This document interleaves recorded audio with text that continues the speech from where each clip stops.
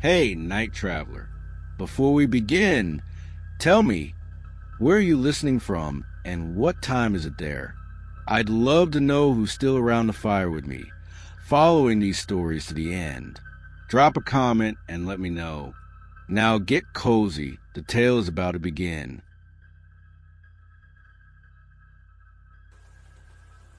I've struggled with whether to share this story at all. Some experiences are better left buried, aren't they? But the sound of the rain tonight, it brings it all flooding back. The memories are pressing against the walls of my mind, demanding release. Perhaps speaking them aloud might finally free me from their grip. It was 2 summers ago that I visited Blackwater Falls in West Virginia. Unlike most visitors who come for the famous Cascades, I'd ventured deeper into the Monongahela National Forest, seeking the solitude of a place called Echo Ridge. It's not on most tourist maps, just a local name for a remote elevated clearing about 7 miles from the main campgrounds. I'd always been comfortable in isolation. Growing up in a small village outside of Manchester, I developed an appreciation for quiet places, for the subtle language of nature that reveals itself only when human noise recedes. That's what drew me to Echo Ridge, the promise of perfect silence, save for the whispers of the forest. The day I arrived was gloriously sunny, warm but not oppressive, with just enough breeze to keep the mosquitoes at bay. I parked my rental car at the designated lot and hiked the remaining 4 miles with my pack. The trail was well maintained until the last mile, where it narrowed considerably, becoming little more than a deer path winding between ancient trees. I remember feeling a sense of crossing some invisible boundary, stepping from the curated wilderness that welcomes visitors into something older and less accommodating. The ridge itself was a natural plateau about the size of a football pitch, carpeted with soft grass and ringed by towering oaks and hickories. From its eastern edge, you could see the rolling Blue Ridge Mountains stretching into the distance, layers of misty blue-green unfurling like gentle waves. It was breathtaking. Everything I'd hoped for. I set up my tent near the western edge of the clearing, built a small fire pit with stones I collected, and settled in for what I expected would be 3 days of peaceful communion with nature. The first night delivered exactly that. A canopy of stars unlike anything light-polluted Britain had offered me since childhood. The gentle chorus of crickets and frogs, the occasional hoot of a distant owl. I fell asleep feeling profoundly content, connected to something larger than myself. The rain began sometime in the early hours, a soft patter against the tent that gradually intensified into a proper downpour. I drifted in and out of sleep, lulled by the rhythm of water striking canvas. When I finally rose around 9, the world outside had transformed. Gone was the expansive vista. Visibility was reduced perhaps 20 meters, the surrounding forest obscured by a wall of silvery mist that seemed to pulse with the rain. The temperature had dropped sharply, prompting me to pull on my jumper and raincoat before venturing out to secure anything I'd left exposed. It was while circling back to my tent that I noticed a stone, just at the forest edge, partially hidden by ferns but unmistakably out of place, sat a rough-hewn stone about the size of a football. What caught my attention wasn't its size, but the markings carved into its surface. Crude lines and circles arranged in a pattern that reminded me of a stick figure with too many limbs. It looked ancient, the grooves softened by time and weather. I approached it curious. Had it been there yesterday? I couldn't recall seeing it, but then again, I hadn't been examining the forest floor with any particular care. I crouched down, rain drumming on my hood, and ran my fingers over the etched surface. The stone felt oddly warm despite the cool air. Interesting find. The voice behind me nearly stopped my heart. I whirled around, losing my balance and landing hard on my backside in the wet grass. Standing not 5 feet away was a man, tall and lean, dressed in practical hiking gear that had seen better days. His beard was neatly trimmed, hair pulled back in a ponytail, eyes a striking pale blue that seemed almost luminous against his weather-tanned skin. "Sorry," he said, offering a hand to help me up. "Didn't mean to startle you." I accepted his help, noting how warm his grip felt against my rain-chilled fingers. "It's all right." I managed, brushing wet grass from my trousers. "I wasn't expecting company up here." "Few do," he replied with a slight smile. "I'm Daniel, local guide. Was checking the trails after the heavy rain when I spotted your camp." "James." I introduced myself. "Just up from London for a bit of solitude." Daniel nodded, his gaze drifting back to the carved stone. "Found one of the markers, I see." Markers. Old trail markers. Local legend says the indigenous people used them to mark safe camping spots. He shrugged. "Probably just carved by boar hunters over the years, but they make for good stories around campfires." I glanced back at the stone. "What's the symbol mean?" Daniel's expression shifted subtly, something flickering behind his eyes before he answered. "Protection, supposedly, though from what the stories differ." He gestured toward my camp. "Got coffee? This rain's not letting up anytime soon, and I could use something warm." The rational part of my mind noted how unusual the situation was. A random guide appearing on a remote ridge in pouring rain, inviting himself for coffee. But there was something disarmingly normal about Daniel, and the prospect of human conversation after days of solitude was appealing. "Sure," I said. "I've got a French press and some decent beans, if you don't mind waiting for it to brew." We ducked under my tarp, which I'd strung between trees as a cooking shelter. I fired up my small camp stove and set water to boil while Daniel settled on a flat rock I'd been using as a seat. The rain created a cozy backdrop of white noise, enclosing us so it felt like our own private world. "Been coming to these woods long?" I asked, measuring coffee grounds into press. "All my life," Daniel replied. "Grew up in Davis, just northwest of here. These mountains are home." He gestured vaguely at the misty forest around us. "You've picked a special spot, though. Echo Ridge doesn't see many visitors." "Is that its official name?" I heard it from the shop owner in town where I bought supplies. Daniel's expression turned curious. "Which shop?" "The general store on Maple Street." Older gentleman, white hair, glasses. Said he'd been there 40 years. Daniel nodded slowly. "Must have been old Mike Tanner. Good man." He paused, seemingly choosing his next word with care. "Did he happen to tell you why it's called Echo Ridge?" I poured the boiling water over the grounds, the rich aroma of coffee briefly overpowering the petrichor scent of rain-soaked earth. He mentioned something about sounds carrying strangely up here. Said on quiet nights, you might hear voices from miles away, clear as if they were beside you. "That's part of it," Daniel confirmed, accepting the mug I offered him. "Thanks. The acoustics up here are unusual, but the name actually comes from something else." He took a sip of coffee, closing his eyes briefly in appreciation. "Good brew. You were saying about the name?" Daniel set his mug down carefully. "Local history says this ridge was once used for signal fires by the early settlers. If there was trouble, Indian attacks, mostly, they'd light a fire up here that could be seen for miles. But sometimes," he leaned forward slightly, "they'd hear responses, voices calling back from the darkness beyond the firelight. Except there wasn't anyone else living in these parts back then."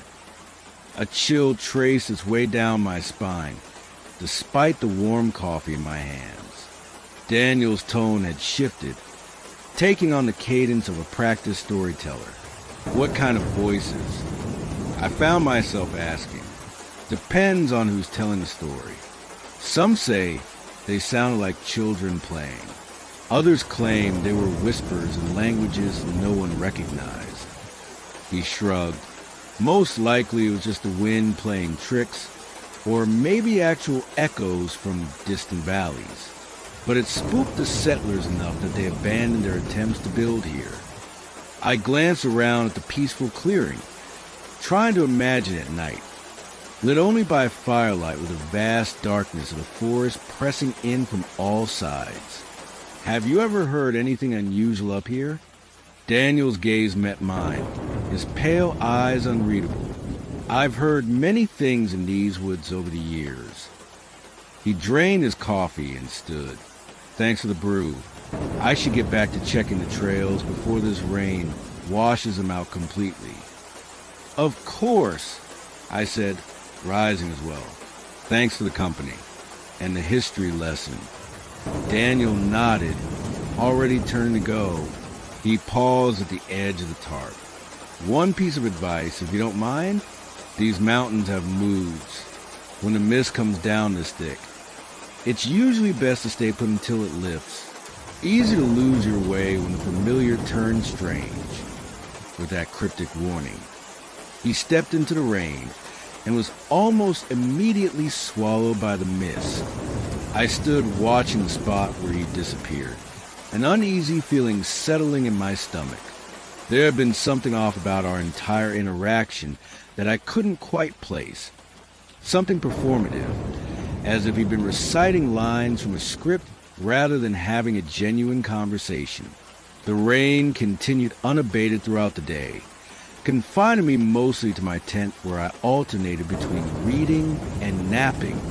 By evening, my earlier unease had dissipated, replaced by the familiar contentment of being snug and dry while the elements raged outside.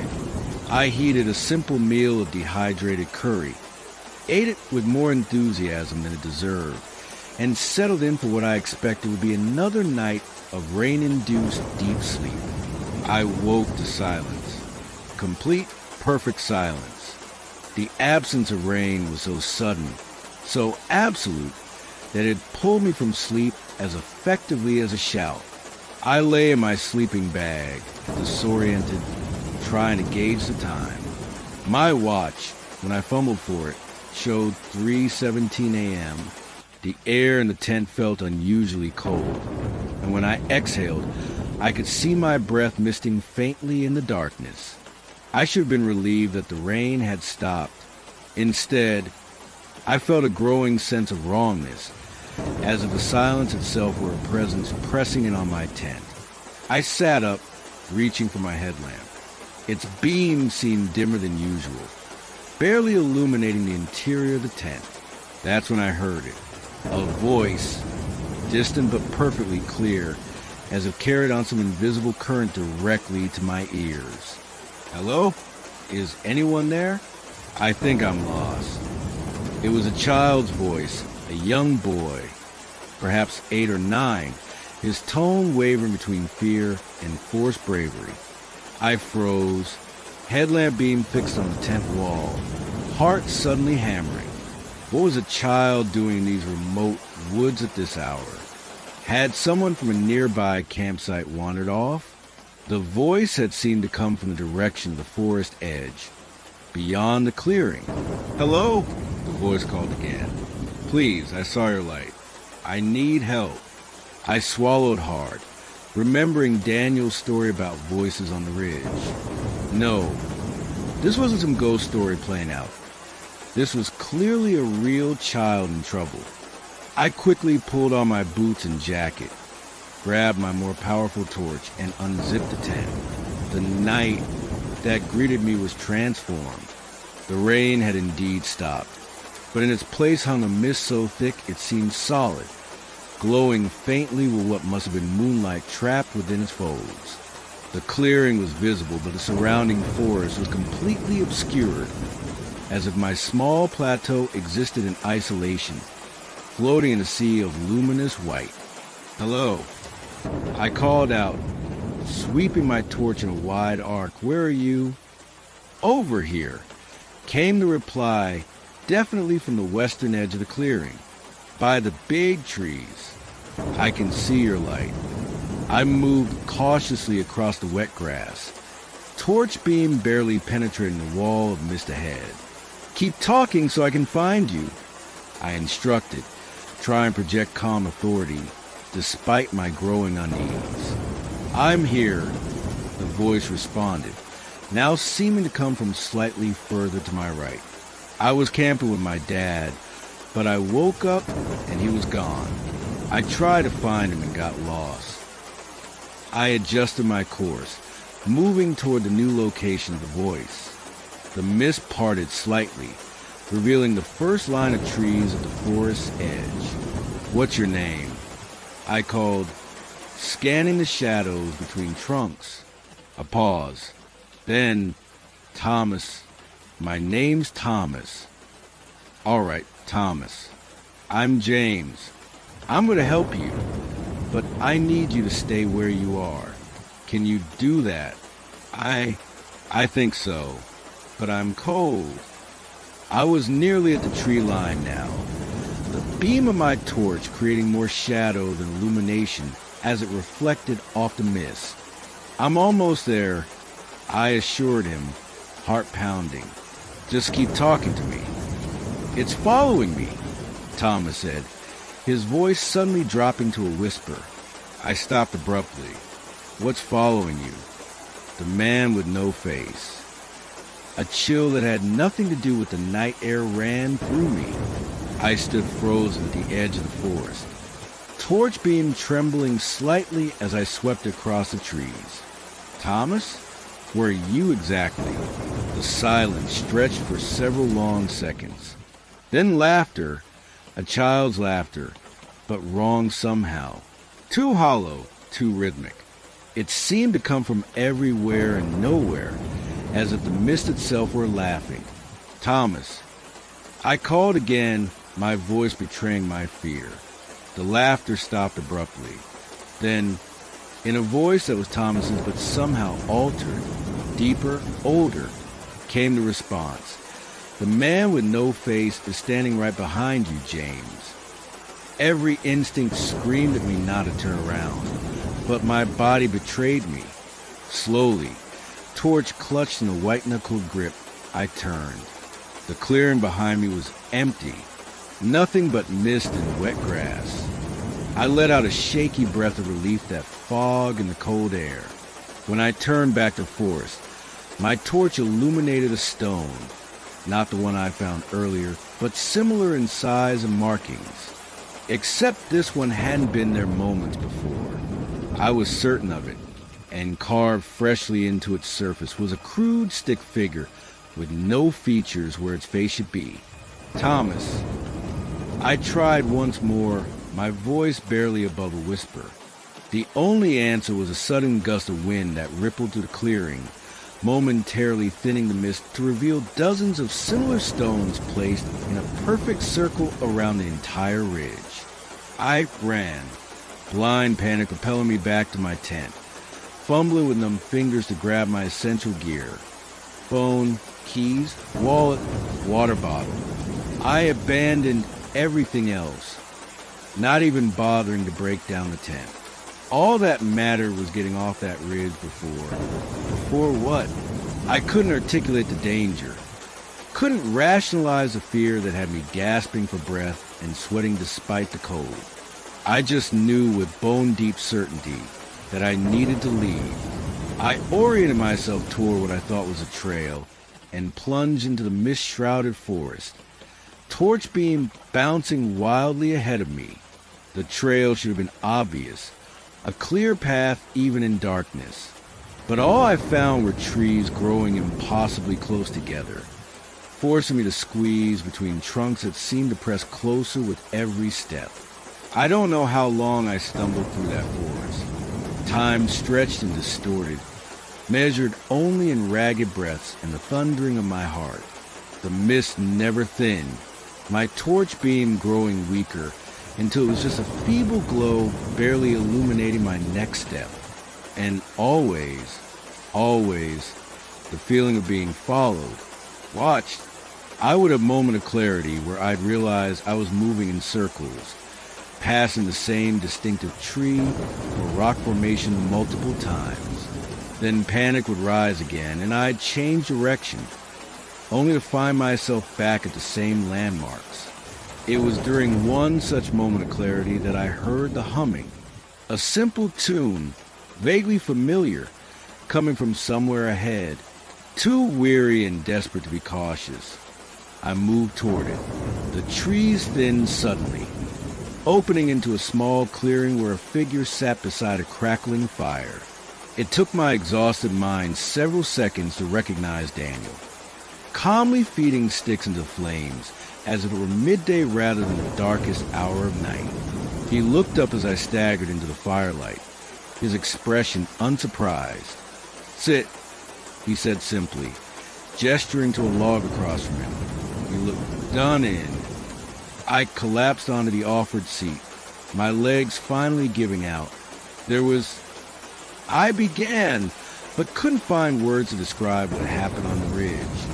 "A boy," Daniel finished for me, calling for help in the mist. I stared at him, my exhausted mind struggling to process his words. "How did you?" "Echo Ridge has many stories," he said, poking at the fire, most of them in the same way.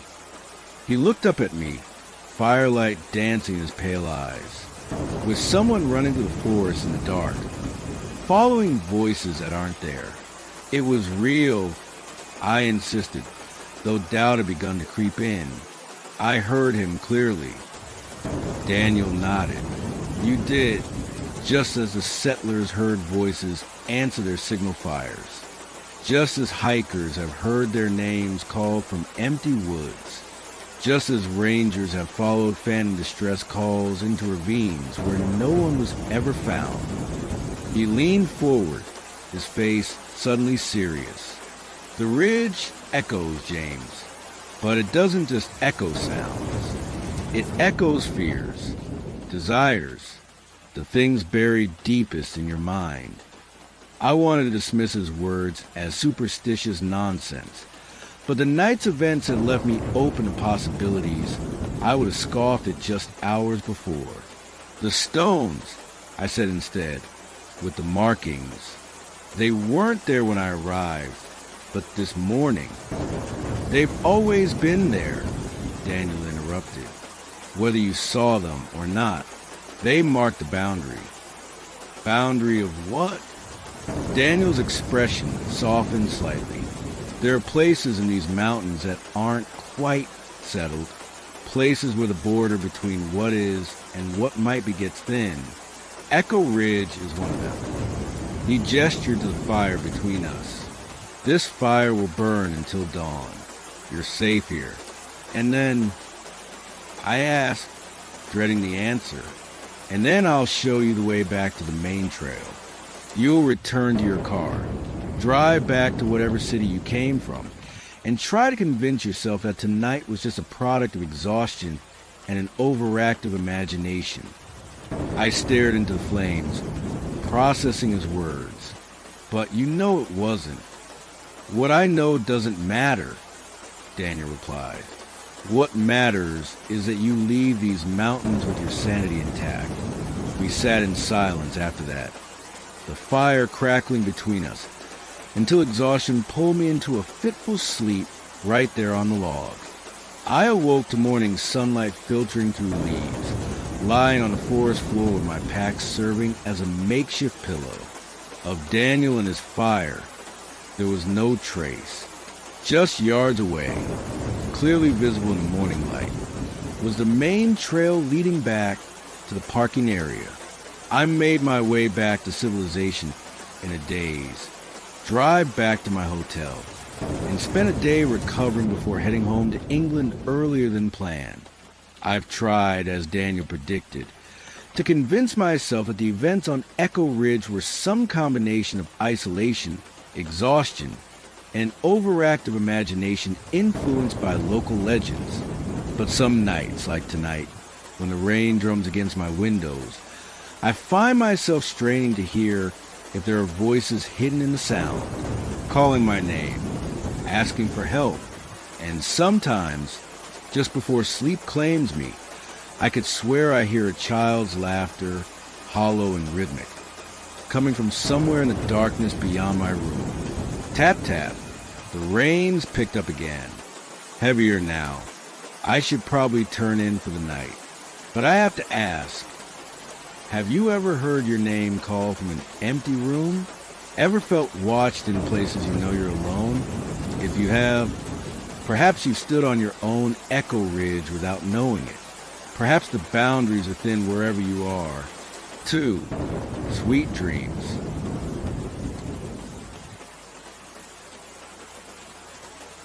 I often wonder if sharing this will make it worse or better. They say confession lightens the soul, but some burdens seem to grow heavier the moment they're spoken aloud. Still, the rain beating against my windows tonight reminds me so much of that night in West Virginia. Perhaps it's time. Tap, tap. Testing, testing. Good. The microphone's working properly. You know what I find peculiar about rainstorms? The way they isolate you, cut you off from the world. All those countless droplets forming a curtain between you and everything else. It's almost like being wrapped in a shroud of white noise. Private, intimate, just you and whatever thoughts or memories you can't escape. I was 38 when I took that sabbatical from my position at Oxford. Cultural anthropology had been my life for nearly 15 years, specifically studying folklore and its relationship to geographical isolation. I'd published papers on the subject, given lectures across Europe, but had never truly experienced profound isolation myself. My research had always been conducted through interviews, through second-hand accounts, academic, removed, sanitized. That autumn, I decided to change that. West Virginia called to me for its rich tapestry of folklore, particularly in the more remote mountain communities. Areas where stories still passed orally from generation to generation, where modern influence hadn't completely eroded the old ways. I'd planned a 6-week excursion, moving from town to town, camping rather than staying in hotels to better immerse myself in the landscapes that shape these narratives. The 4th week brought me to a small settlement called Piney Creek, barely more than a cluster of homes nestled in the shadow of the Appalachians. The local general store doubled as a post office and community center, its worn wooden floors creaking beneath my boots as I collected supplies. The proprietor, an elderly woman with silver hair pulled back in a severe bun, regarded me with open curiosity. Not many strangers make their way to Piney Creek, she observed, ringing up my purchases. What brings you to our little nowhere? I explained my research, which seemed to both please and trouble her. Collecting our stories, are you? Her weathered hand stilled on the register. Some aren't meant for collecting, you understand. I assured her I approached my work with appropriate respect and sensitivity. This seemed to satisfy her, though she remained reserved as she finished packaging my supplies. Were you planning to set up camp? She asked, handing me my change.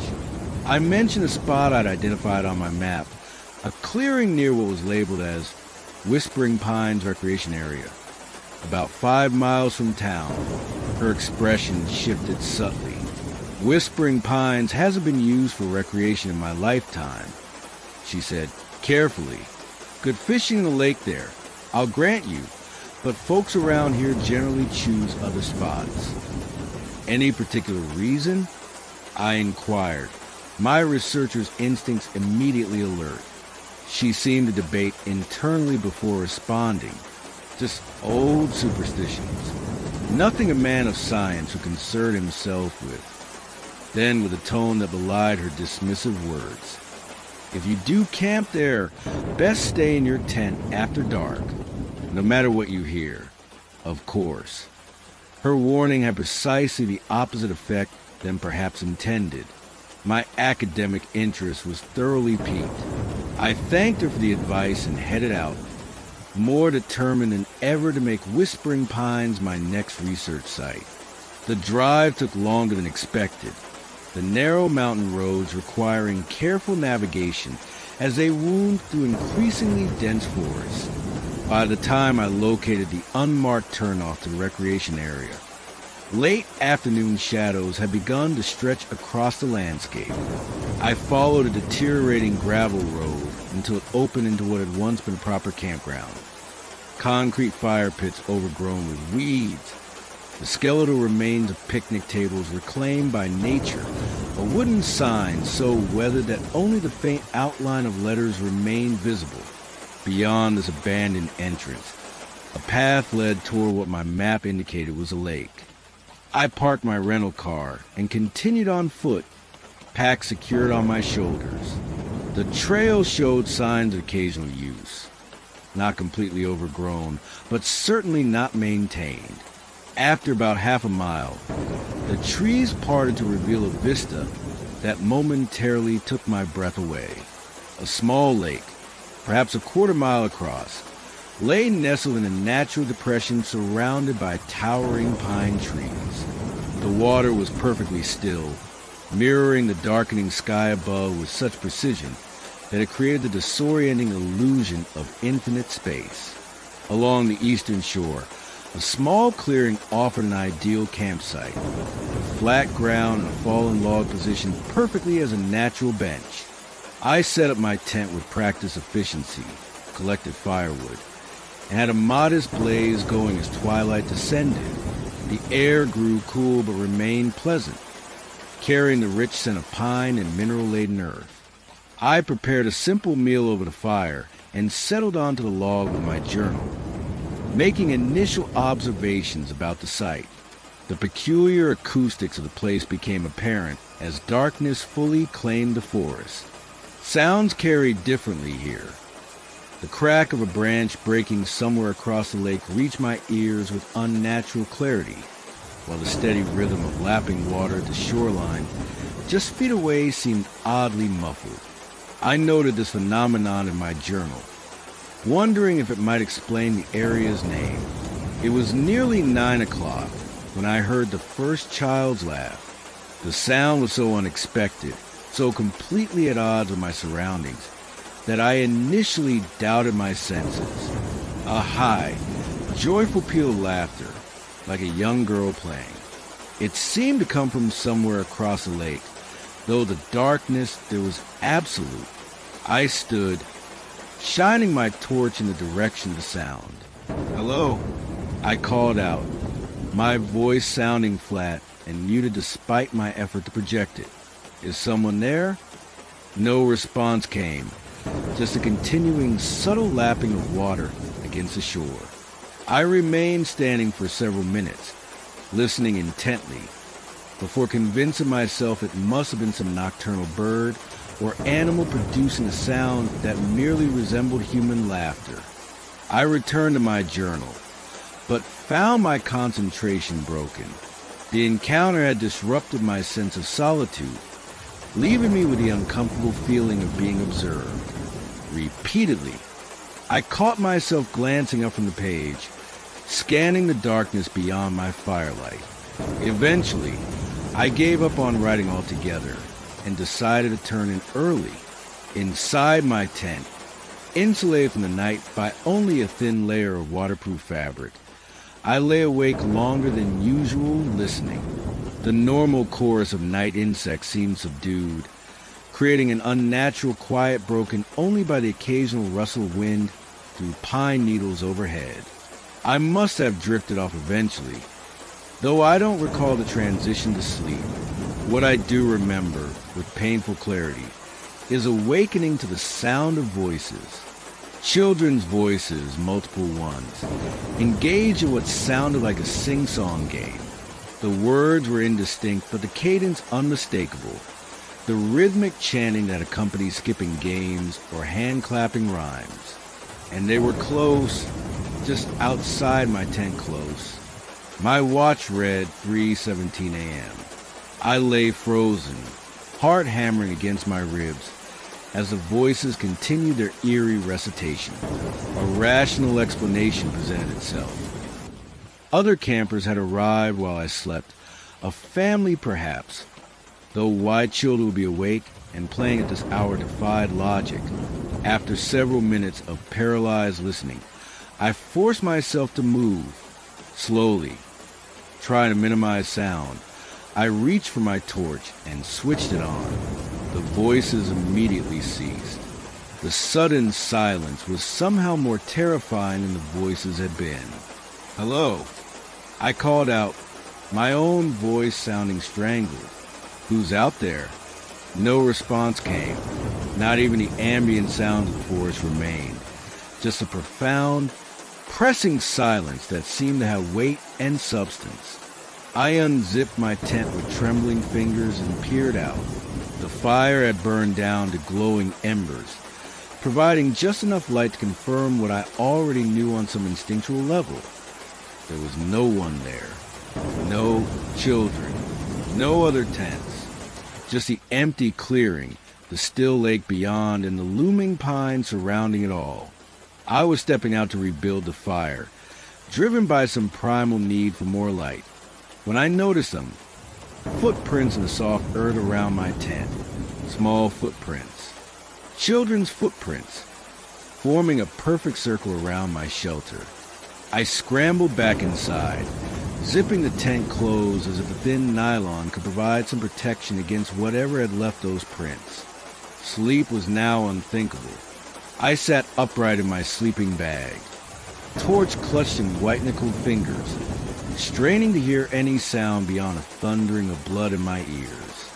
The rain began around 4 in the morning, a gentle patter at first, quickly intensifying to a downpour that drummed against the tent with almost violent force. Under different circumstances, I might have found the sound soothing.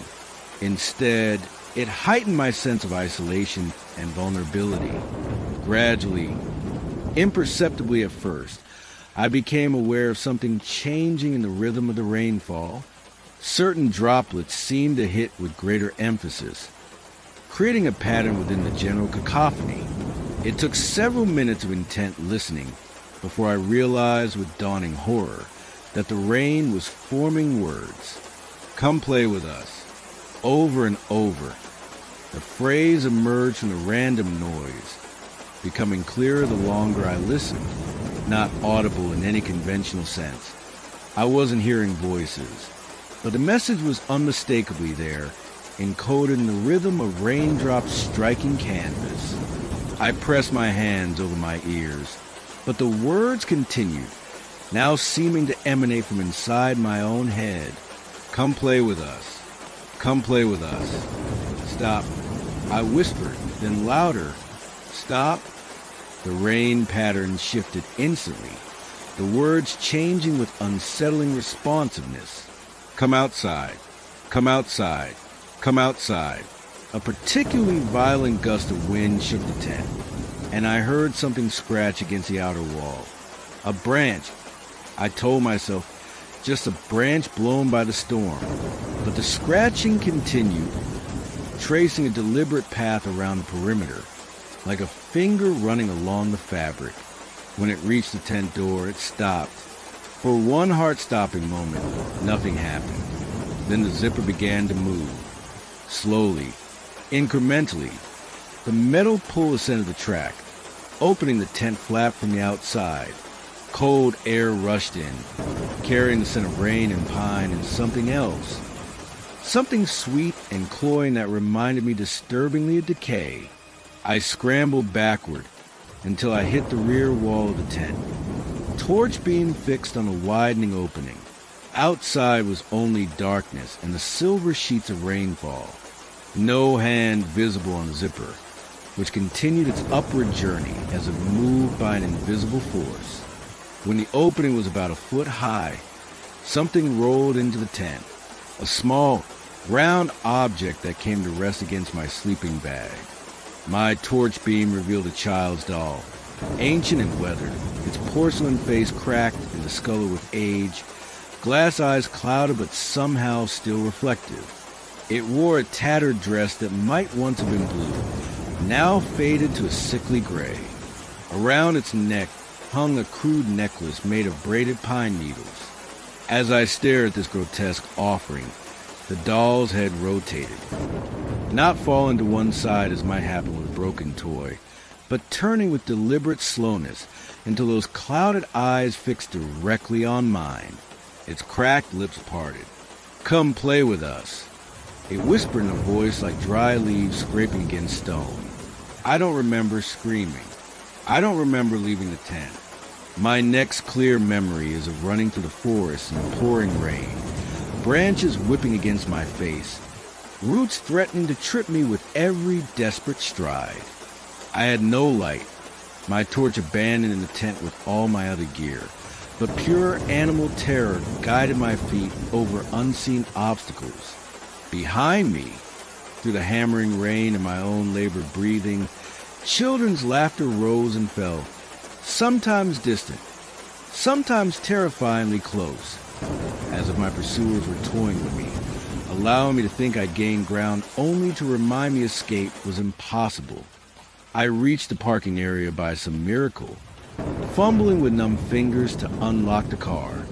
As I wrenched open the door, a flash of lightning illuminated the forest edge and the figures standing there, children in outdated clothing, their faces pale smudges in darkness, hands outstretched toward me. In the momentary brightness, I saw that their feet didn't quite touch the ground. I drove recklessly down the mountain, tires struggling for purchase on the rain-slicked gravel, convinced that at any moment small hands would reach through the windows or appear in my rear-view mirror. Only when I reached the paved highway did I begin to regain some semblance of rational thought. Dawn found me in a roadside diner 50 miles away, hands still trembling around a mug of coffee that had long gone cold. The waitress, concerned by my appearance, soaked, scratched, wild-eyed, had already asked twice if I needed medical attention. "Rough night, huh?" she commented on her third refill round. I my untouched breakfast. I managed and gnawed, not trusting my voice. "Where'd you blowin' from? You've got that Whispering Pines look about you." My head snapped up. "What did you say?" She set the coffee pot down, suddenly serious. Every few years, someone stumbles into town looking just like you do now. Always after spending a night up at those pines. Always with the same haunted eyes. She leaned closer. "What did you hear?" "Children," I whispered, the words scraping my dry throat. "Laughing, playing." She nodded as if I confirmed something. "The McAllister kids. 7 of them drowned in that lake back in 1932. Their parents had left them alone while attending a town meeting. Story goes they were playing on the ice when it broke." She straightened up. "Locals say they still play their games, looking for new friends to join them." That's just folklore." I managed, the academic in me attempting to reassert control. "Regional legend built around a tragic event." "Sure it is," she agreed too readily. "Just like those little wet footprints tracking in behind you are just my imagination." I turned instinctively, nearly toppling from my stool in my haste to look at the diner's linoleum floor. There were no footprints there, of course. When I turned back, the waitress was watching me with a mixture of pity and understanding. "Folklore has power, Professor," she said quietly, "especially in places where the veil's worn thin. Those children have been alone a long time." "How did you know I'm Professor?" I asked, cold dread pooling in my stomach. "Lucky guess," she replied with a smile that didn't reach her eyes. "Your breakfast is on the house." I suggest you put as many miles between yourself and Piney Creek as that car of yours can manage today. She glanced toward the window. They can't follow once you cross the county line. Not unless you brought something of theirs with you. My hand went involuntarily to my jacket pocket, where I felt a small, hard lump that hadn't been there before. With trembling fingers, I pulled out a crude necklace of braided pine needles. The waitress's face drained of color. Where did you get that? I don't know, I answered truthfully. I didn't take anything. I left everything behind when I ran. They gave you a gift, she whispered, backing away, and you accepted it. I dropped the necklace on the counter as if it had burned me. I didn't accept anything, but she was already retreating toward the kitchen. I'm sorry, she said. I can't help you now. I fled the diner, leaving the necklace behind, and drove straight to the nearest airport where I booked the first available flight back to London. I abandoned the rental car, my research materials, everything. I just needed to be home, to be surrounded by the comforting rationality of academia and city life. 3 days later, a package arrived at my Oxford address. No return address, just my name written in childish scrawl. Inside was a pine needle necklace, along with a crayon drawing of 7 stick figures holding hands with an 8th larger figure. That was 4 months ago. The rain continues to speak to me on nights like this. Sometimes I see small footprints on my carpet in the morning, though they fade when direct light touches them. My colleagues have commented on my distraction, my jumpiness. I've taken an extended leave of absence, claiming exhaustion. Last week, I found a child's doll sitting on my desk chair when I returned from a brief walk. Not the same one from that night, but similar, ancient, weathered, with eyes that seem to follow me around the room. I've tried disposing of it a dozen different ways. It always returns. And tonight, as the rain beats against my windows, I find myself wondering if resistance is pointless. After all, they just want someone to play with. Is that so terrible? To bring comfort to those who have been alone for so long? Tap, tap. The rain's growing louder now. Can you hear it? Listen closely. Can you make out the words? Come play with us. They're waiting for me. For us, the children at Whispering Pines. I think I might go to them soon. Would you like to come along?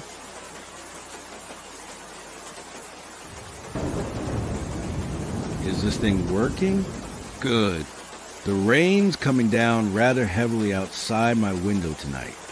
Perfect weather for what I'm about to share with you. Some stories demand to be told when the barriers between worlds feel thinnest.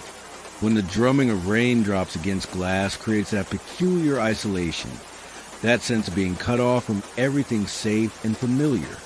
Tonight is such a night. It's been 11 months since my expedition to West Virginia. 11 months of therapy, medication, and desperate attempts to convince myself that what happened near Holloway Bridge was some elaborate hallucination brought on by stress, isolation, and perhaps a touch of carbon monoxide poisoning from my camping stove. But the rain always brings it back. Crystal clear. Undeniable. I'd taken sabbatical from my position at Cambridge, where I lecture in architectural history. My focus has always been on structures that outlive their builders, the ways in which human creation transcends human lifespan. Bridges, in particular, fascinate me. They're more than mere conveyances. They're liminal spaces, neither here nor there, suspended between destinations. West Virginia wasn't my original destination. I'd planned a comprehensive tour of historic covered bridges throughout New England, but a colleague mentioned in passing the curious case of Holloway Bridge, a structure not found in any official registry or historical society documentation, yet persistently referenced in local folklore throughout Appalachia. According to his sources, It was located somewhere in the mountains of southeastern West Virginia, abandoned since the 1930s when the mining community it served disbanded. My academic curiosity was piqued. An undocumented historic structure, possibly predating the Civil War, preserved by geographical isolation. It was too tempting to resist.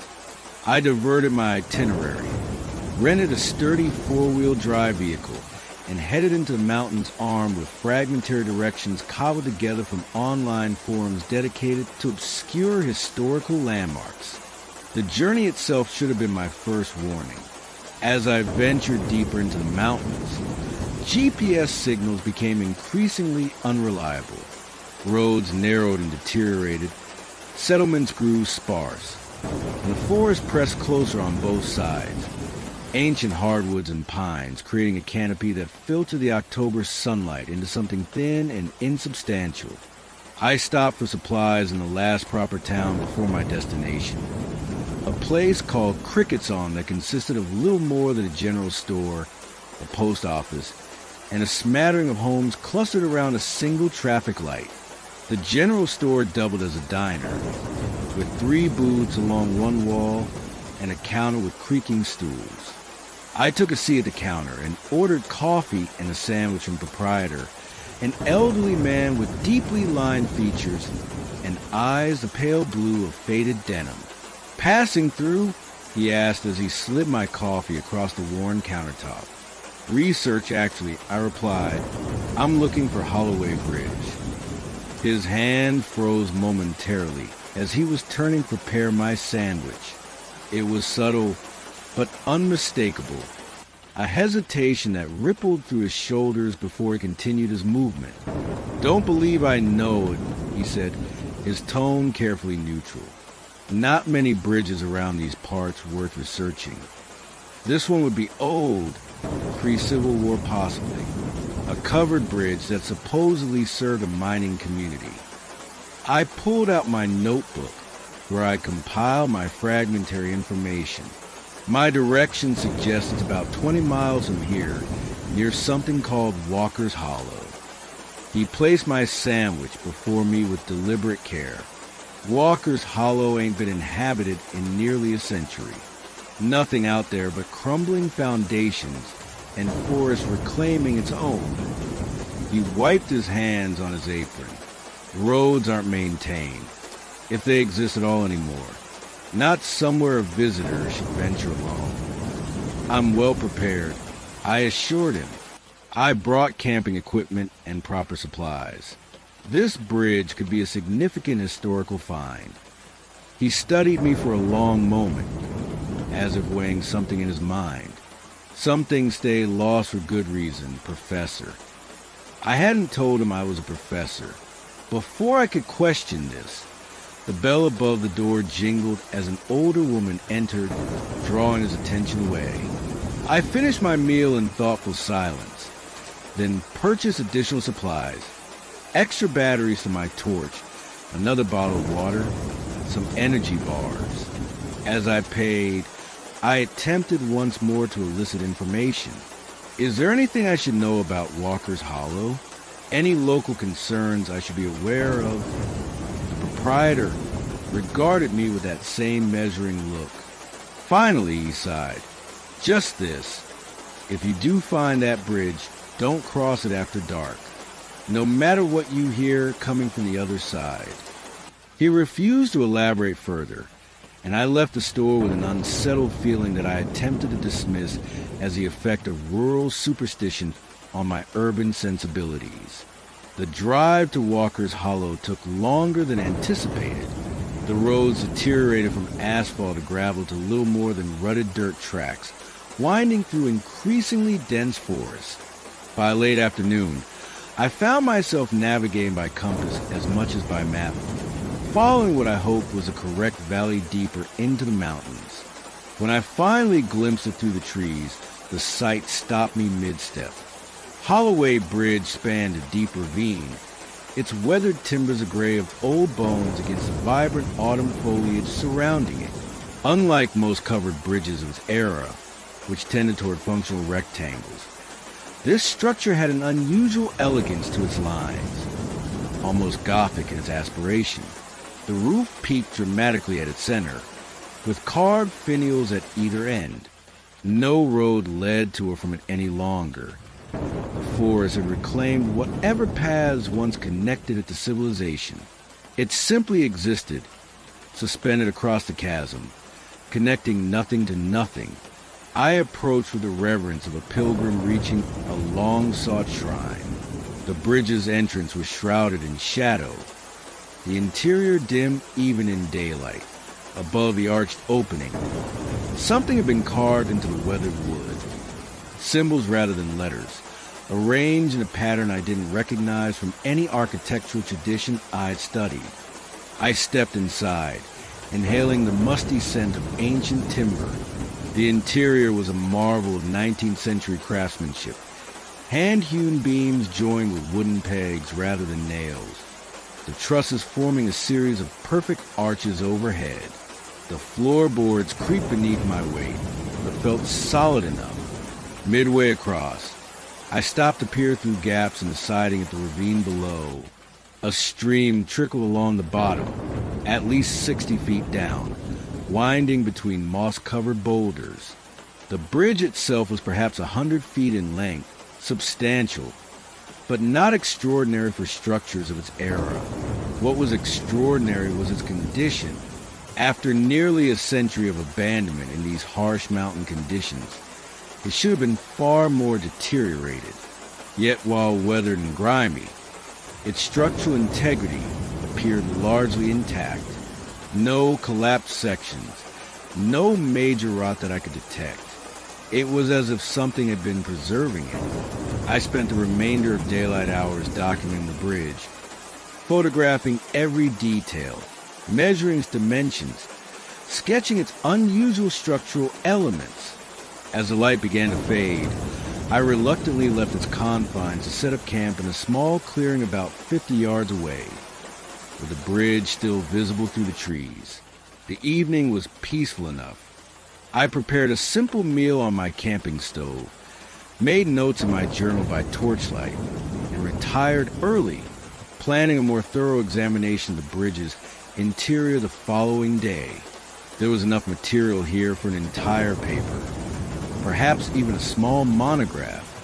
I fell asleep to the gentle sounds of the forest, the distant hooting of an owl, the soft rustle of nocturnal creatures in the underbrush. I awoke to absolute silence. The forest sounds had ceased entirely, creating an unnatural void that immediately set me on edge. My watch showed 3:17 a.m. The air inside my tent felt strangely cold. Cold enough that my breath fogged slightly. I lay still, listening for whatever had disturbed my sleep. Then I heard it, the distinctive sound of footsteps on the wooden planks. Slow, measured steps crossing the bridge. I sat up, fumbling for my torch. Outside my tent, the night was clear and star-filled. The bridge a darker silhouette against the navy sky. No one should have been out here. The nearest habitation was miles away across difficult terrain. The footsteps continued, unhurried, deliberate, then stopped halfway across the bridge.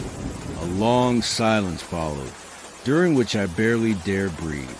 Then a voice called out, a woman's voice, wavering slightly as if she were frightened or cold. Hello? Is anyone there? My car's broken down. I need help. I hesitated. It made no sense. There were no roads nearby passable by car, and the voice was coming from the bridge, which led nowhere, and yet she sounded so genuinely distressed. Hello? She called again. Please, I can see your campfire. I'm lost. I hadn't lit a fire. A chill that had nothing to do with the night air ran through me. I remained frozen in my sleeping bag, torn between human compassion and growing unease. I know you're there, the voice continued, taking on a subtle note of something I couldn't quite identify. Won't you come to the bridge? Come help me cross. The phrasing struck me as odd. Why would she need help to cross? And cross to where? The bridge connected to no paths on either side. I reached for my mobile phone. No signal as expected, but the torch function would provide better illumination than my small camping torch. As the bright LED light came to life, the voice on the bridge abruptly stopped. Taking a deep breath, I unzipped my tent and stepped outside. Phone held high to cast its beam toward the bridge. The structure stood silent and empty, its dark entrance revealing nothing of its interior. "Hello," I called, my voice sounding thin in the unnatural quiet. "Is someone there?" No response came. I stood indecisively for several minutes, scanning the area with my light. The rational part of my mind suggested I dreamed the voice, perhaps incorporating the sound of wind through the bridge's timbers into my sleeping consciousness. Yet I felt certain I had been fully awake, too unsettled to return to sleep immediately. I put on my boots and jacket and walked a short distance toward the bridge. Stopping about 20 feet from its entrance, the structure loomed before me, its dark mouth seeming to swallow my phone's light rather than reflect it. "Hello." I tried once more. I heard someone calling. "Do you need assistance?" The words had barely left my mouth when a sudden gust of wind rushed through the trees, carrying with it a whisper response that seemed to come from the bridge itself. "Come across, come across." I retreated to my tent, zipping myself securely inside as if the thin nylon could protect me from whatever lurked in the darkness. Sleep eluded me for the remainder of the night. I lay awake, straining to hear any sound over the renewed chorus of forest insects that had mysteriously returned. Dawn brought welcome normalcy. Sunlight filtered through the autumn canopy. Birds called from the surrounding trees, and the bridge stood as I'd first seen it, weather-beaten but unremarkable in daylight. I convinced myself that exhaustion and an overactive imagination, primed by the storekeeper's cryptic warning, had conjured the night's strangeness. I spent the morning continuing my documentation, focusing particularly on the unusual carvings above the entrance. They reminded me of protection symbols I'd seen on ancient structures in Eastern Europe, marks intended to ward off evil or misfortune. I photographed them extensively, planning to consult with a colleague in folklore studies upon my return. Around midday, dark clouds began to gather above the mountains. The weather forecast had predicted clear conditions, but mountain weather is notoriously changeable. I considered breaking camp early, but decided to wait and see if the weather would pass. I had provisions for several days, and the opportunity to observe the historic structure during rainfall was academically valuable. 19th century bridges often revealed their structural weaknesses in wet conditions. By late afternoon, the decision was made for me as the downpour began. Not a gentle rain, but sheets of water falling with such intensity that visibility dropped to mere yards. I retreated to my tent, grateful for its reliable waterproofing, and occupied myself with organizing the day's notes and photographs. The rain drummed steadily on the tent fabric, creating a cocoon of white noise that I found oddly comforting. As evening approached, the rainfall slackened but didn't cease. I prepared a meager cold dinner, unwilling to risk my camping stove in the damp conditions, and settled in for what I expected would be a long, wet night. That's when I heard the crying. A child's sobs, barely audible over the rain, coming from the direction of the bridge. Soft, heartbroken weeping that tugged at something instinctual inside me. I grabbed my raincoat and torch, pulled on my boots, and stepped out into the drizzle before reason could assert itself. The beam of my torch cut through the misty twilight, revealing nothing unusual near the bridge's entrance. Yet the crying continued, now seeming to come from inside the covered structure. "Hello," I called, approaching cautiously. "Is someone there? Are you hurt?" The sobbing paused briefly, then resumed with greater intensity. It sounded like a young boy, perhaps 8 or 9 years old, in genuine distress. I reached the bridge entrance and directed my torch beam inside. The interior was empty as far as I could see, though shadows gathered thickly at its center where my light couldn't quite reach. "Hello." I tried again, taking a few steps inside. Water dripped from my raincoat onto the wooden planks, creating a soft patter that mimicked footsteps. The crying stopped abruptly. Then came a whisper, not from ahead where I'd expected, but directly behind me, so close I could feel the breath on my ear. "You came across." I whirled around, torch beam slashing through empty air. No one was there. Yet the entrance seemed farther away than it should have been, as if the bridge had somehow lengthened while my back was turned. Hard hammering, I moved quickly toward the exit.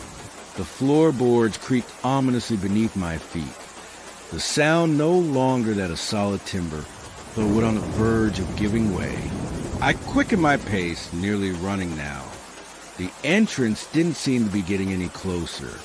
Behind me, the crying had transformed into laughter.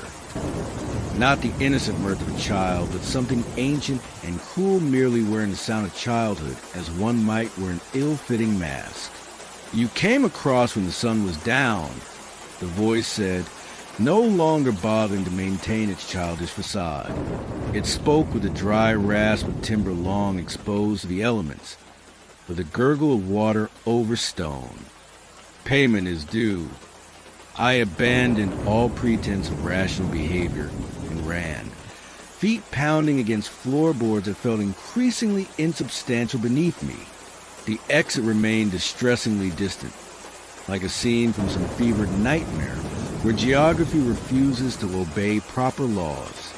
The laughter followed, joined now by other voices, dozens of them, men and women, young and old, all speaking in that same unnatural register. "Payment is due. Payment is due." My torch flickered, dimmed, then died altogether, leaving me in near total darkness. I continued running blindly, guided only by my desire to escape whatever lurked behind me. My foot caught on something, a raised board perhaps, and I stumbled, dropping the useless torch as I throw my hands out to break my fall. My palms never met the expected impact of wooden floorboards. Instead, they plunged into something cold and viscous that seemed to grab my fingers with deliberate malice. I recoiled instantly, but not before feeling something within that substance, something that felt disturbingly like small, grasping hands. Scrambling back to my feet, I lurched forward in what I hoped was the direction of the exit. The voices had grown louder, no longer behind me, but surrounding me on all sides, emerging from the very timbers of the bridge. "You cross. You owe. All who cross must pay." My outstretched hands finally struck solid wood, not floorboards, but the vertical planks of the bridge's sidewall. I followed it desperately, hoping it would lead me to the exit. The wall felt wrong beneath my fingers, not like processed timber, but like something organic and faintly yielding, as if the wood were not quite wood anymore. When my hands finally found empty air, the blessed emptiness of the entrance, I nearly sobbed with relief. I stumbled out of the bridge into the rain-soaked night, gasping as if I'd been underwater for too long. Behind me, the cacophony of voices rose to fever pitch, then cut off with unnatural suddenness. I turned back to see the bridge standing silent and dark, looking exactly as it had before, weathered, ancient, but fundamentally ordinary, except for the symbols carved above its entrance. In the faint moonlight now filtering through breaking clouds, I could see they had changed. rearranged themselves into a pattern that somehow conveyed meaning directly to my mind without passing through the normal channels of language comprehension. We keep what crosses when darkness falls. We have kept many. We will keep more. I fled to my tent, threw my essential belongings into my pack with shaking hands, and set off to the forest in the rain and darkness, guided only by my compass and an overwhelming need to put distance between myself and Holloway Bridge. It took hours of stumbling through underbrush, sliding down muddy slopes, and wading through rain-swollen streams before I reached my vehicle, still parked where the navigable road had ended. As I fumbled with the keys, I glanced at my hands in the dome light and saw them. Tiny red marks circling both wrists like bracelets, each the size and shape of a child's fingerprint. I drove through the remainder of that night, and well into the following day, stopping only when exhaustion made continuing dangerous. When I finally reached cellular service again, my phone displayed dozens of missed calls and messages, all from colleagues and university administrators wondering why I had missed 3 days of scheduled lectures.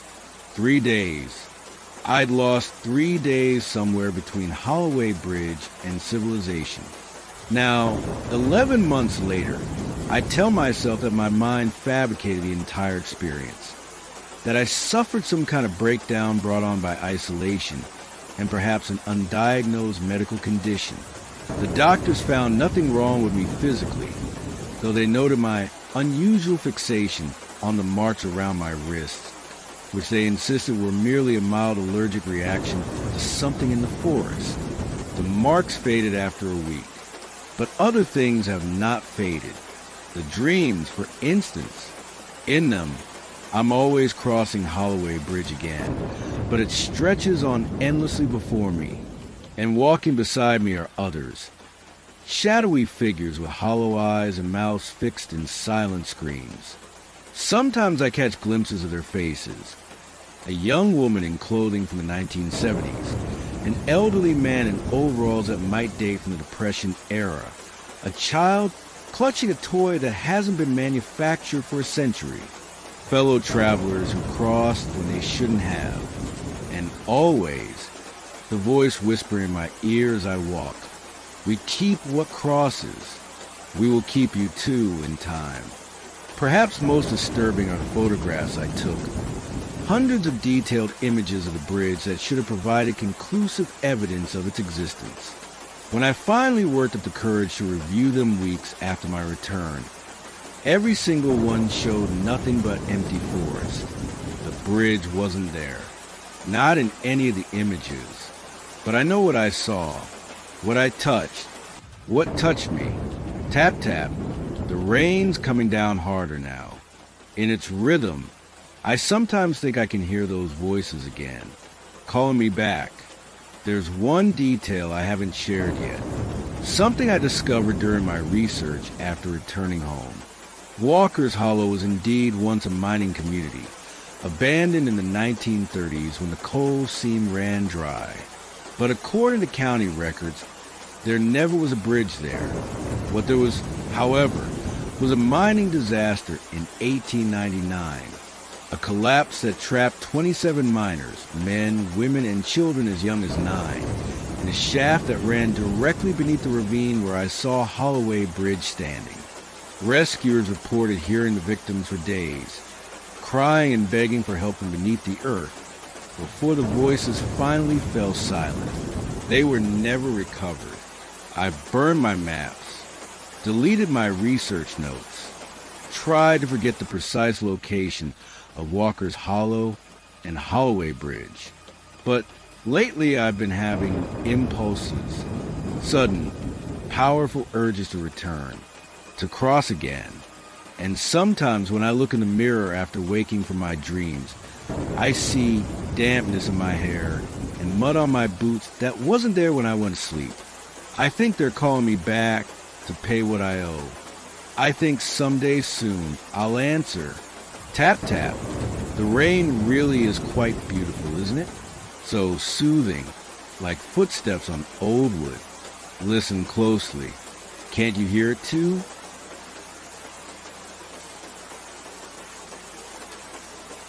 I should check if this recorder is working properly. The rain always makes me doubt technology. Something about water falling from the sky, the primordial sound of it, reminds us how fragile our modern comforts truly are. That drumming against the window pane takes me back. It's been 16 months since West Virginia.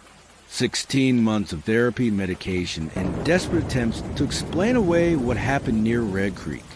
My doctors have their theories: stress-induced psychosis, temporal lobe epilepsy, carbon monoxide poisoning from my camp stove, convenient explanations that help me function day to day.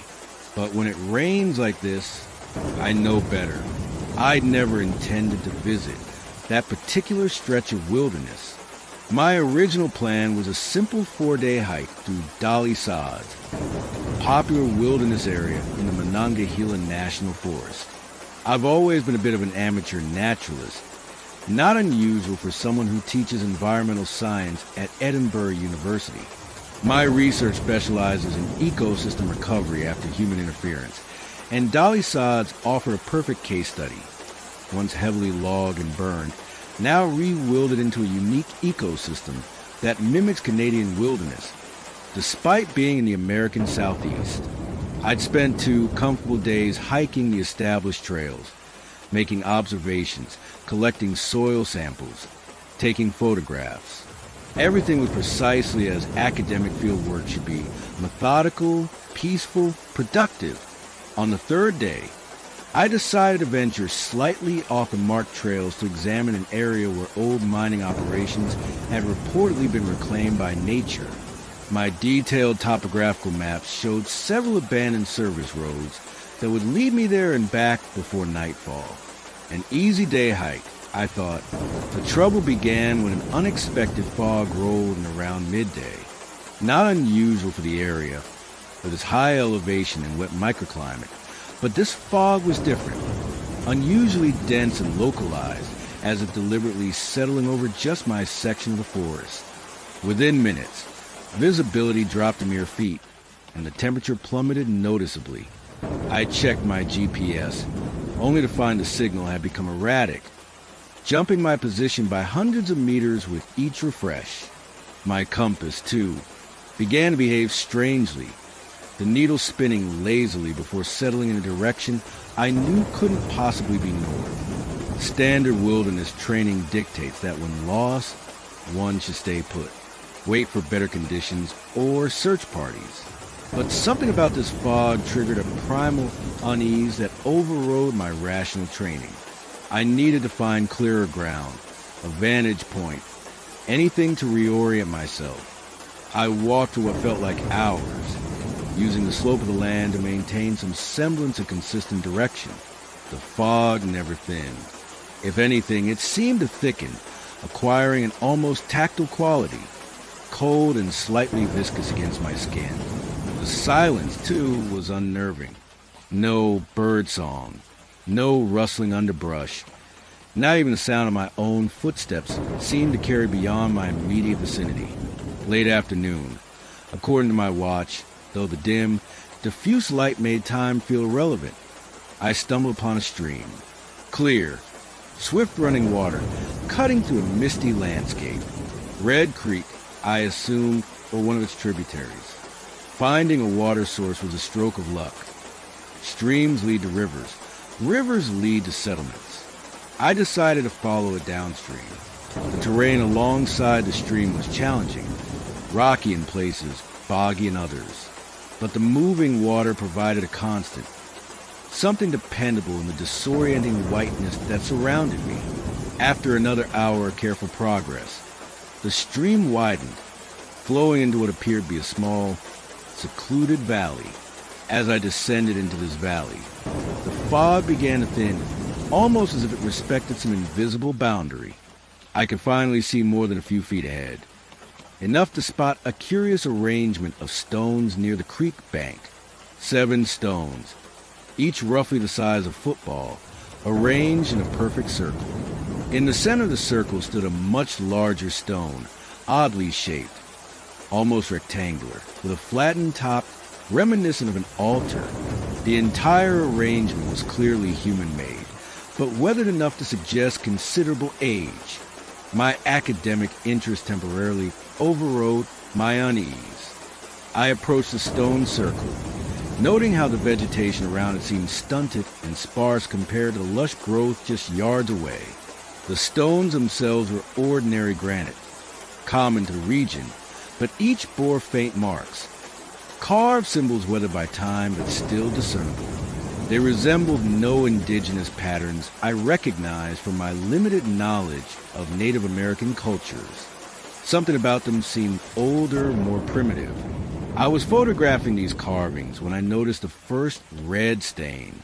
Initially, I assumed it was a type of lichen or mineral deposit, but upon closer inspection, the substance appeared to have seeped into the porous surface of the central stone relatively recently. It was concentrated in the slightly concave top, where a shallow basin had been carved into the stone. I touched it hesitantly and recoiled immediately.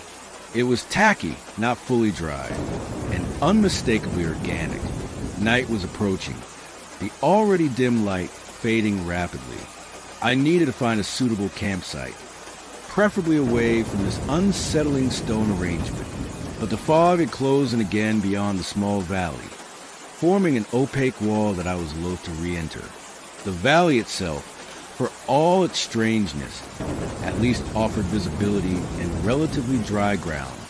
I made camp about 50 yards from the stone circle, selecting the highest ground I could find near a cluster of sturdy pines. As I set up my tent and prepared a cold dinner, unwilling to risk the attention a fire might attract, I found my gaze repeatedly drawn to the stone circle, now just a darker shadow in the gathering dusk. That night, it began to rain. It started gently, a soft patter against my tent that normally would have lulled me to sleep. But there was something off about the rhythm, an irregularity that kept me alert. I lay in my sleeping bag, listening intently, trying to identify what felt wrong about this otherwise ordinary sound. Then I realized the raindrops striking my tent were falling in a pattern, not the random distribution of natural rainfall, but something sequential, deliberate. 3 quick drops, then 2 slower ones. 3 quick, 2 slow, over and over. A code, a signal. I must have drifted off despite my unease, for I awoke suddenly to absolute silence. The rain had stopped. My watch read 3:17 a.m., the luminous dial glowing eerily in the darkness of my tent. What had woken me became immediately apparent. Voices, distant, indistinct, but unmistakably human. Chanting, perhaps, or singing, a low, melodic sound carrying through the night air. My first thought was relief. Other hikers, perhaps a group who had become lost in the fog as I had. The sensible course of action would be to call out, to make my presence known. Yet something held me back. Some instinct warned me to remain silent, to observe unseen. I eased my torch from my pack and cautiously unzipped the tent, creating just enough space to peer out. The night had cleared considerably. A waning gibbous moon cast pale light over the valley, illuminating the mist that now clung low to the ground like a living carpet. The stone circle was clearly visible in this spectral light, and it was no longer empty. Figures moved around it, 7 of them, dressed in what appeared to be dark, hooded clothing. They circled the stones with slow, deliberate steps, their chanting more distinct now that I could see its source. The language was like nothing I'd ever heard, not Latin, not Celtic, not any recognizable root I could identify. The syllables seemed to catch in their throats, produced from somewhere deeper than normal speech. Academic curiosity warred with mounting dread. What I was witnessing appeared to be some kind of ritual, possibly a religious practice specific to this isolated region. The anthropologist in me wanted to document, to understand. But those stains on the central stone flashed in my memory, along with the too perfect timing of this gathering in such a remote location.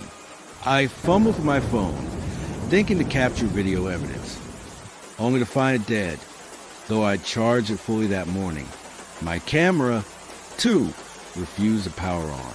Even my reliable torch flickered ominously, its beam weakening though I'd installed fresh batteries before the trip.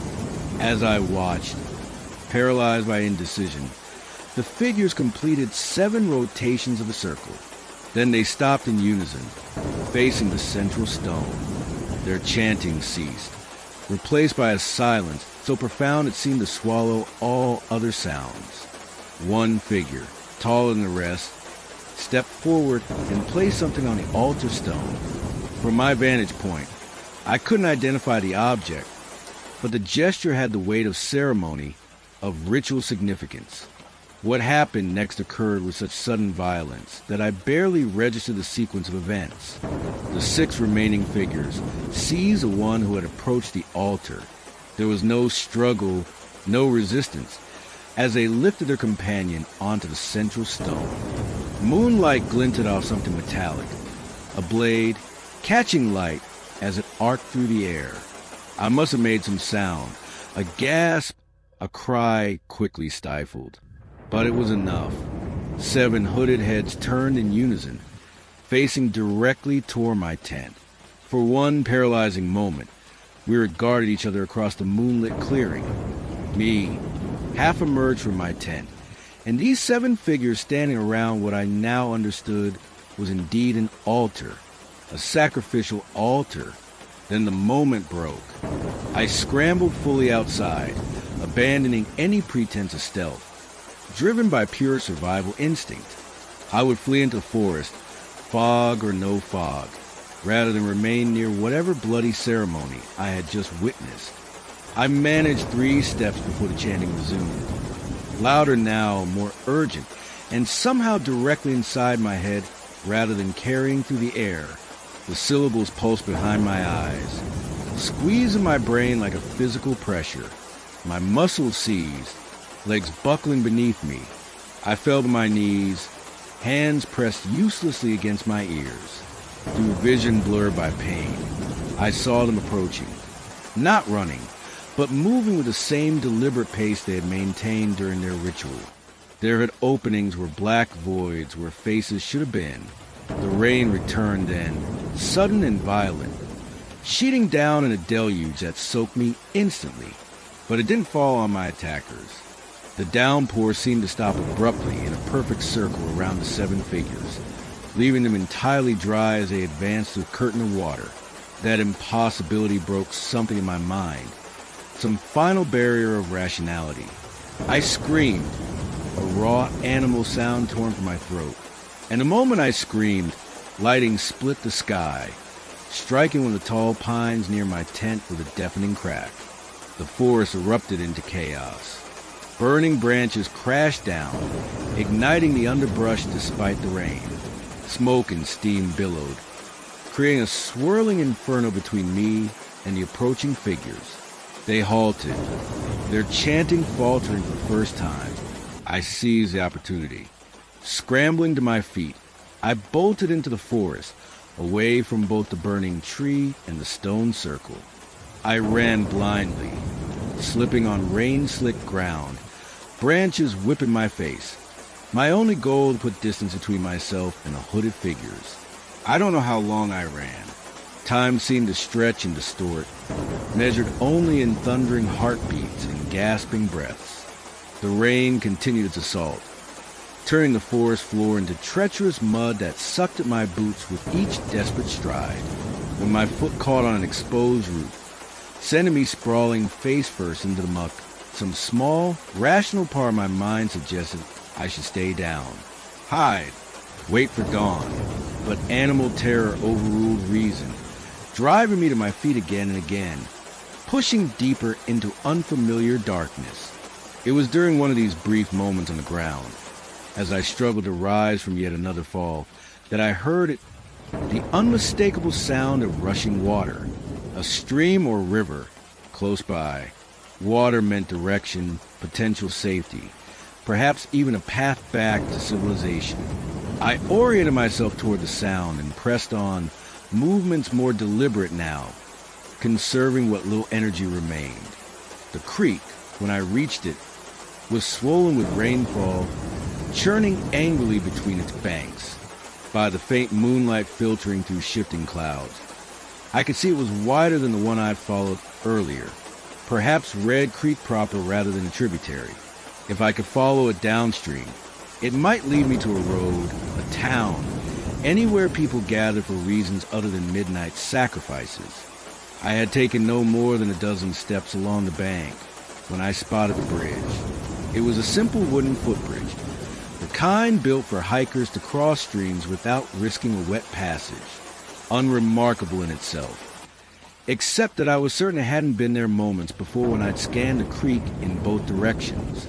Exhaustion and fear had clearly affected my perception. The bridge had been there all along. I had simply failed to notice it in the poor light. It offered the quickest way across a swollen creek, and speed felt imperative. I approached it without hesitation. 3 steps onto the wooden planks. I froze. Carved into the support post was a familiar symbol, one of the same marks I'd seen on the stones in the ritual circle. Fresh, the cuts into it would pale against the dark, wet timber. I was backing away when I heard the chanting resume, distant but drawing closer, coming from the forest behind me. 7 voices, 7 sets of footsteps, moving with unhurried confidence through the downpour. They had tracked me, somehow, against all logic, through a pitch-black forest in driving rain. They had followed my trail unerringly. The creek roared to my right, too swift and violent to ford safely. To my left, the chanting grew louder. The bridge presented my only viable escape route. Bridge or no bridge, familiar symbol or not, I had no choice. I ran across, boots thundering on the wooden planks. Halfway over, the chanting stopped abruptly. I glanced back to see the 7 figures standing at the bridge's entrance, motionless, watching my retreat. They made no attempt to follow. Relief surged through me as I reached the opposite bank, whatever territorial boundary the creek represented. They seemed unwilling to cross it. I was safe, at least temporarily. That's when I noticed the trees. On this side of the creek, every tree within view had been marked. The same symbols from the stone circle, carved into bark at eye level, forming a continuous boundary through the forest. I stood in a demarcated space, a defined territory, one I had been deliberately herded into. As the realization dawned, something changed in the quality of the darkness ahead of me. The shadows between distant trees deepened, then shifted, coalescing into forms. 7 forms, identical to those I had left behind at the bridge. But the hooded figures still stood on the other side of the creek. I could see them clearly, unmoving. Yet here were 7 more, emerging from the forest before me. 14 in total, when I had only ever seen 7. No, not 14. As I spun in panic, I saw more figures materializing between trees to my left, to my right. Dozens of them, then hundreds, a silent congregation in identical hooded robes, surrounded me on all sides except the creek bank. They began to chant in unison, hundreds of voices perfectly synchronized in that same unknown language. The sound no longer seemed to come from them, but from the earth itself, vibrating up through the soles of my feet, resonating in my bones. I broke for the only remaining escape route, back toward the bridge. But as I approached it, the wooden structure began to change. The simple footbridge elongated, its far end receding into darkness, stretching impossibly until it spanned an endless void rather than a modest creek. Standing at its entrance, I faced an impossible choice: the bridge to nowhere or the circle of chanters closing around me. Movement caught my eye, something in the creek itself, a pale form floating just beneath the churning surface, a face pressed against the underside of the water, as if it were a window, looking up at me with milky eyes and blue-tinged lips. Another joined it, then another, faces of all ages emerging from the depths to stare upward, their expressions a hideous mixture of yearning and warning, past sacrifices, failed runners, those who had stood where I now stood and made the wrong choice. The chanting reached a crescendo, the pressure building in my skull until I was certain it would shatter. I collapsed to my knees at the bridge's edge, blood trickling from my nose, from my ears, vision darkening at the edges. In that moment of excruciating clarity, I understood. This was no simple choice between two paths. This was the choice of the ritual itself. The entire elaborate chase had led to this moment of decision. Bridge or circle, water or fire. Each option a different kind of sacrifice to powers far older than the mountains themselves. I chose, but what I chose, I'm still not entirely certain. I remember pain. I remember water filling my lungs. I remember darkness, so complete it seemed solid. And then I remember waking, soaking wet and mud-covered, on a marked trail in Dolly sods, as a park ranger shook me gently by the shoulder. I'd been missing for less than 24 hours, she informed me. A thunderstorm had rolled through, and they'd found my abandoned campsite, not near any creek or stone circle, but in a perfectly ordinary clearing along the main hiking trail. My tent, my equipment, everything was there, undisturbed except by rain. I had apparently wandered off, become disoriented in the storm, and fallen unconscious from exposure. A perfectly rational explanation, except for three things. First, the journal I kept during my trip, the final entry, written in my handwriting but in no language I recognize. Linguistic experts at the university have been unable to identify it, though several have noted structural similarities to Proto-Algonquian dialects. Second, the photographs on my camera, not the ritual site or the hooded figures, but hundreds of images of ordinary forest scenes, except in every single one, barely visible until the contrast is adjusted, a hooded figure stands in the distant background, always watching. And finally, the rain. Every time it rains, no matter where I am, the drops fall in that same pattern against my window. 3 quick, 2 slow. A message, a reminder. The ritual isn't over. I made my choice, but the choice was only the beginning. Sometimes I think I hear them outside my flat in Edinburgh, especially on nights like tonight, when the rain comes down in sheets. That same chant, just at the edge of hearing. And sometimes when I look out at the pedestrians passing below my window, I notice their movements have a certain deliberate quality, a synchronized purpose. And they always look up right at my window, right at the moment I notice. I've started seeing symbols too, carved into tree trunks in park, scratched into bathroom stalls, drawn in condensation on bus windows. A message spreading, growing, preparing. For what? I don't yet know. But I suspect I'll find out the next time I'm drawn to a forest during rainfall. And I will be drawn there, I have no doubt. The choice I made bound me to something. The ritual continues, and I have a role to play. Tap, tap, listen to that rain. Doesn't it sound like chanting to you? If you listen carefully enough, might you understand the words? Be careful if you do. Understanding is participation. Participation is choice. And choices, once made, cannot be unmade, not even in death.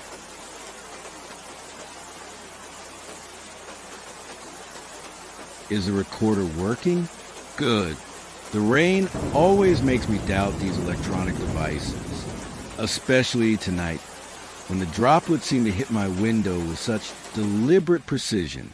It's been 8 months since West Virginia.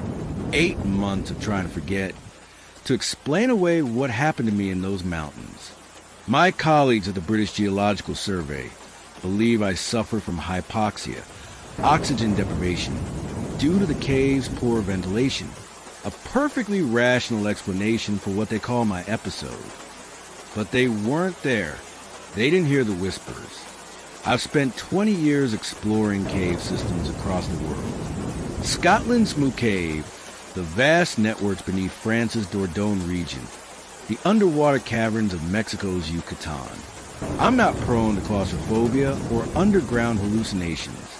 I'm a scientist, a speleologist with a specialty in subterranean microecosystems. I document, I analyze, I publish in peer-reviewed journals.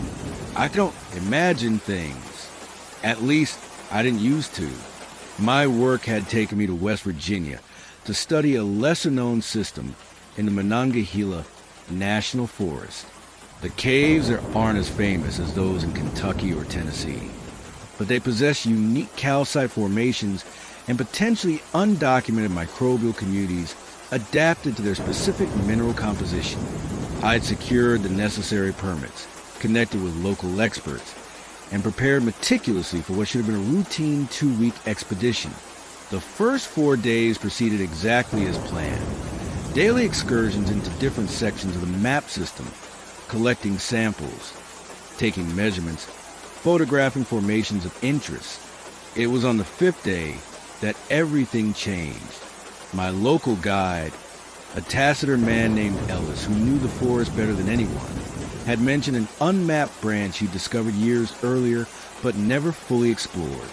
It was a tight squeeze to access, he said, which was why it had been overlooked by previous surveys. But once inside, it opened into a network of chambers that, in his estimation, could rival the more famous systems in scope and significance. Scientifically, it was an irresistible opportunity, the possibility of documenting an entirely new cave system, perhaps even having it named after me. These are the quiet ambitions that drive career academics like myself. I immediately adjusted my plans to focus on this unexplored branch. Ellis seemed oddly reluctant when I expressed my enthusiasm, though he had been the one to mention it in the first place. Some places don't take kindly to visitors, he said cryptically while preparing our equipment. When I pressed him on what he meant, he simply shrugged. Just a feeling. Caves have moved the same as people. I dismissed his superstition as the sort of local folklore that often accretes around natural formations. Every cave system I'd ever explored came with its share of myths and legends. Primitive human brains are wired to be uneasy in darkness, in enclosed spaces. Stories emerge naturally from that unease. We set out early that morning, hiking several miles along increasingly faint trails before veering off into unmarked forest. The day was overcast, threatening rain, but the heavy canopy above protected us from the occasional drizzle. Ellis moved with the confidence of someone who could navigate these woods blindfolded. Hardly glancing at the GPS unit, I insisted on using to mark our route. Around midday, we reached a rocky outcropping at the base of a modest cliff face. To the untrained eye, it presented no obvious entrance, just a pile of limestone scree that had accumulated from years of erosion. Ellis moved several larger rocks aside, revealing a narrow fissure barely wide enough for a human body. "Gets wider inside," he assured me, noting my skeptical expression. Like I said, that's why it ain't on any maps. Nobody bothered to see what's beyond the squeeze. The entrance was indeed tight, requiring me to remove my backpack and push it ahead of me as I wormed my way through the gap. The rough limestone scraped against my coveralls, and for a brief, heart-stopping moment, I found myself stuck, neither able to advance nor retreat. Then something seemed to give way, not the rock, but some subtle shift in my position, and I slid forward into a more open space, pebbles and dust raining down around me. Ellis followed with the practiced ease of someone who had made this passage before, barely disturbing the rocks as he emerged beside me. We switched on our headlamps, the beams cutting through absolute darkness to reveal a modest chamber about the size of a small bedroom. It seemed unexceptional, just a typical limestone cave entrance with some minor stalactite formation beginning on the ceiling. "This way," Ellis directed, moving toward what appeared to be a solid wall. As I followed, I saw that the chamber actually continued through a horizontal crack at floor level. Another tight passage, this one requiring us to lie flat, and shimmy through on our stomachs. How far does this go? I asked, trying to mask my growing unease. Tight cave passages weren't unusual in my work, but multiple sequential squeezes increased the risk factor considerably. If something were to happen deeper in, extraction would be challenging. Just this one more tight spot, Ellis promised. Then it opens up proper. You'll see. I consider my options. The scientific potential remained compelling, but proper protocol would suggest more thorough preparation for unexplored systems. Backup personnel aware of our location, additional equipment. Perhaps even a communication line rigged through the tight spots. When I voiced these concerns, Ellis simply shrugged. Your call, Professor.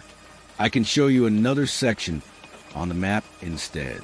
But you won't be the first to document this place if we come back later. Word's getting around about it.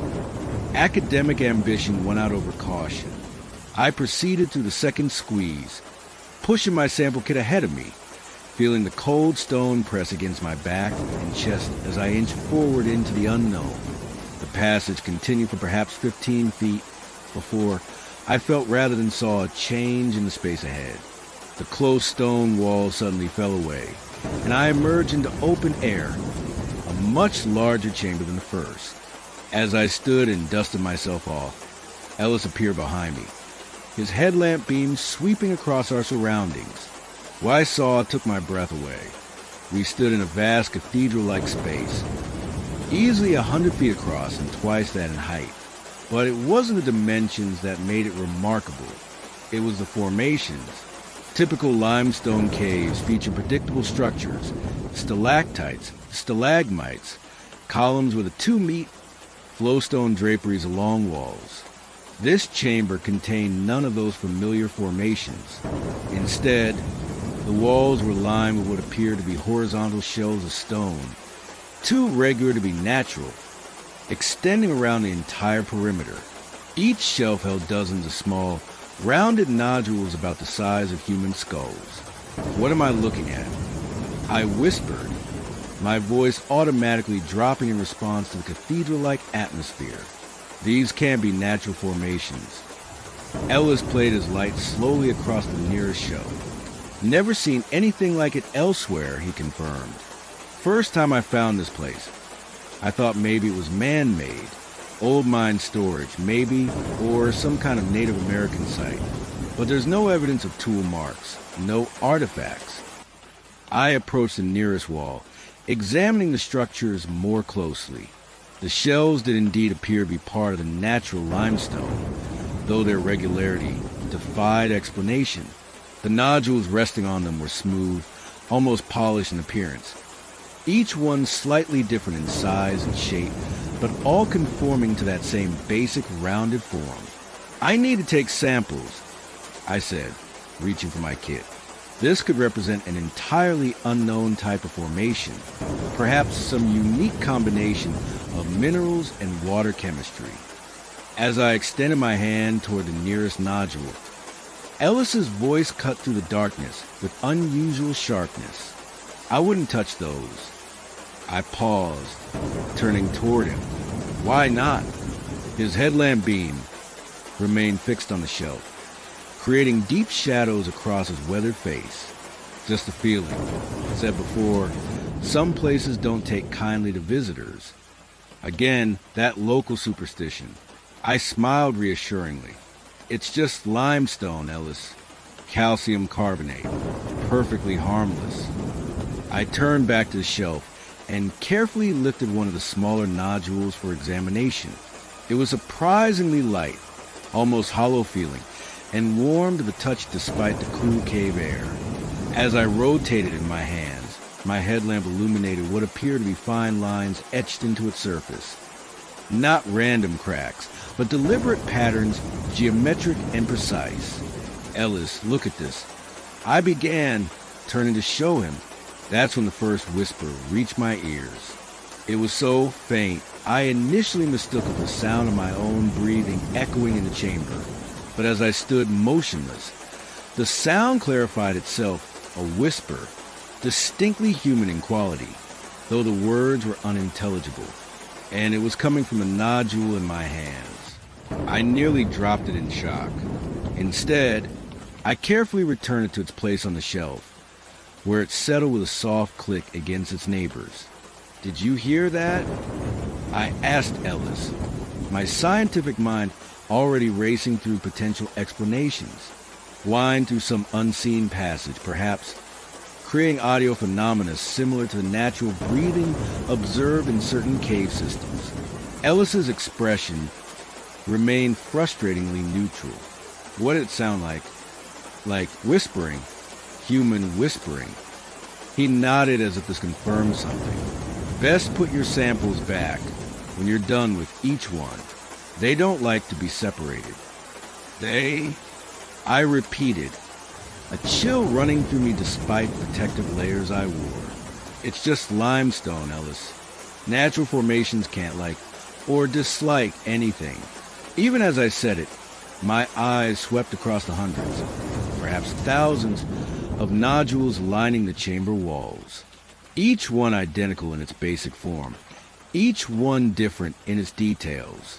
Each one, I now realize with growing unease, precisely the size and shape of a human skull. "Let's continue," I said firmly, determined to maintain scientific objectivity. "You said there were multiple chambers?" Ellis gestured toward a dark opening on the far side of the room. "Several more beyond.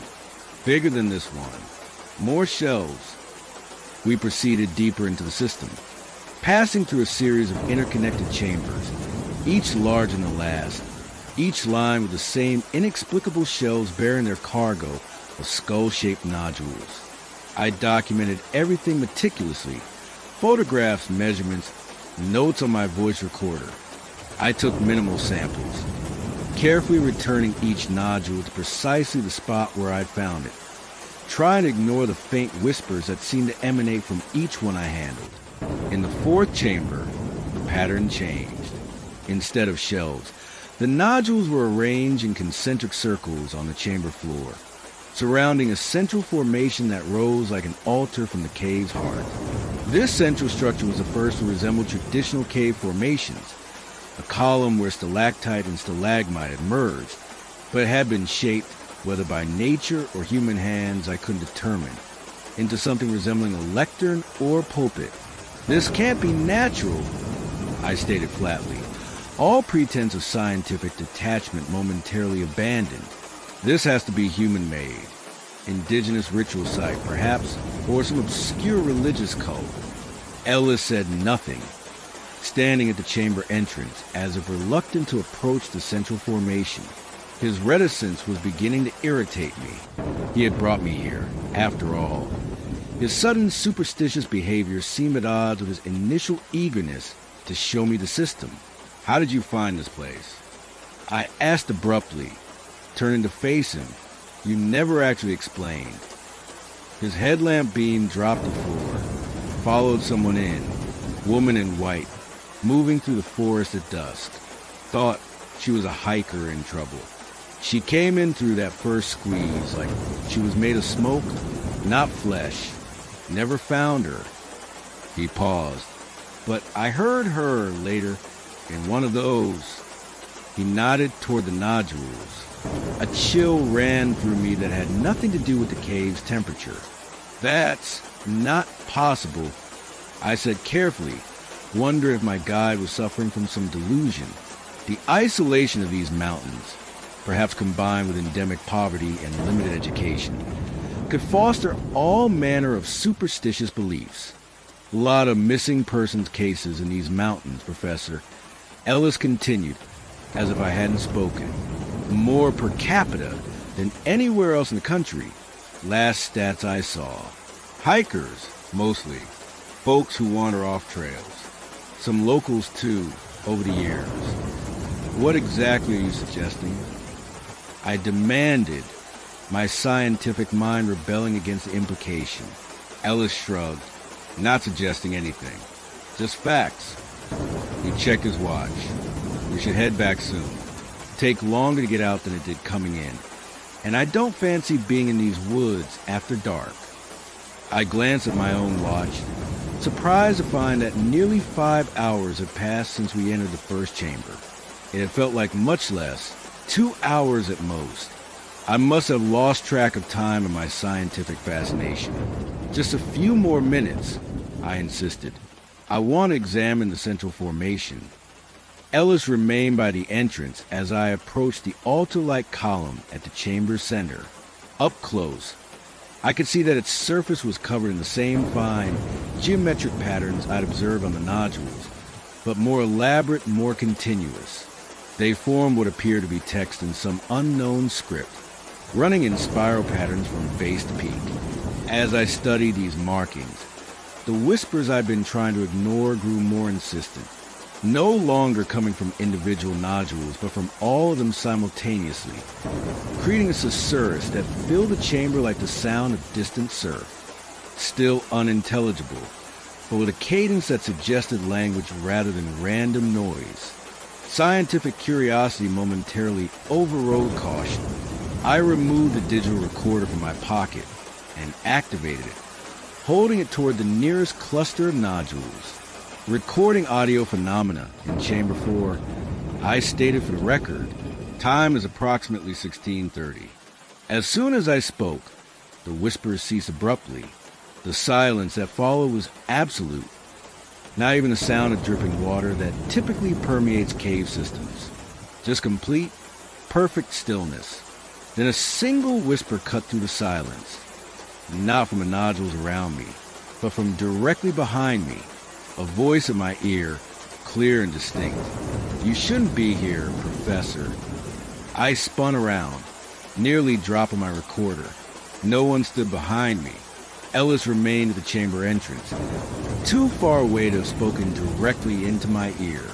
The voice had been feminine, refined, nothing like Ellis's gruff mountain accent. "Did you hear that?" I called to him, my own voice sounding unnaturally loud in the silent chamber. He nodded grimly. "Time to go, Professor. Now!" Whether it was his tone or my own growing unease, I didn't argue. I packed my equipment with uncharacteristic haste, eager suddenly to return to the rational world above ground. As I moved to join Ellis at the entrance, I glanced back at the central column. A figure stood beside it now, a woman in white, exactly as Ellis had described. She was turned away from me, her face hidden, one pale hand resting on the carved surface of the column. "Ellis," I breathed, unable to take my eyes off the apparition. "Do you see?" "Don't look at her," he interrupted tersely. "And don't run. Just walk normal to me. Right now." I had no explanation for what I was seeing, no scientific framework to process the impossible presence in the chamber with us. So I fell back on the most primitive human response to the unexplainable. I obeyed someone who seemed to understand what was happening. I walked steadily toward Ellis, fighting the urge to run, to look back, to call out to the figure. As I reached him, he gripped my arm with surprising strength. "We're going to leave nice and easy," he murmured. "No sudden movements, no looking back, like leaving a wild animal alone, understand?" I nodded mutely, allowing him to guide me into the passage connecting to the previous chamber. As we crossed the threshold, the whispering resumed behind us, no longer a generalized murmur, but distinct voices overlapping, calling after us, still largely unintelligible, but certain phrases cut through with perfect clarity. "Stay with us. So much to learn. Your place is prepared." We moved more quickly now, Ellis no longer bothering with the pretense of casual departure. Through the third chamber, then the second, the whispers pursuing us, growing louder, more insistent.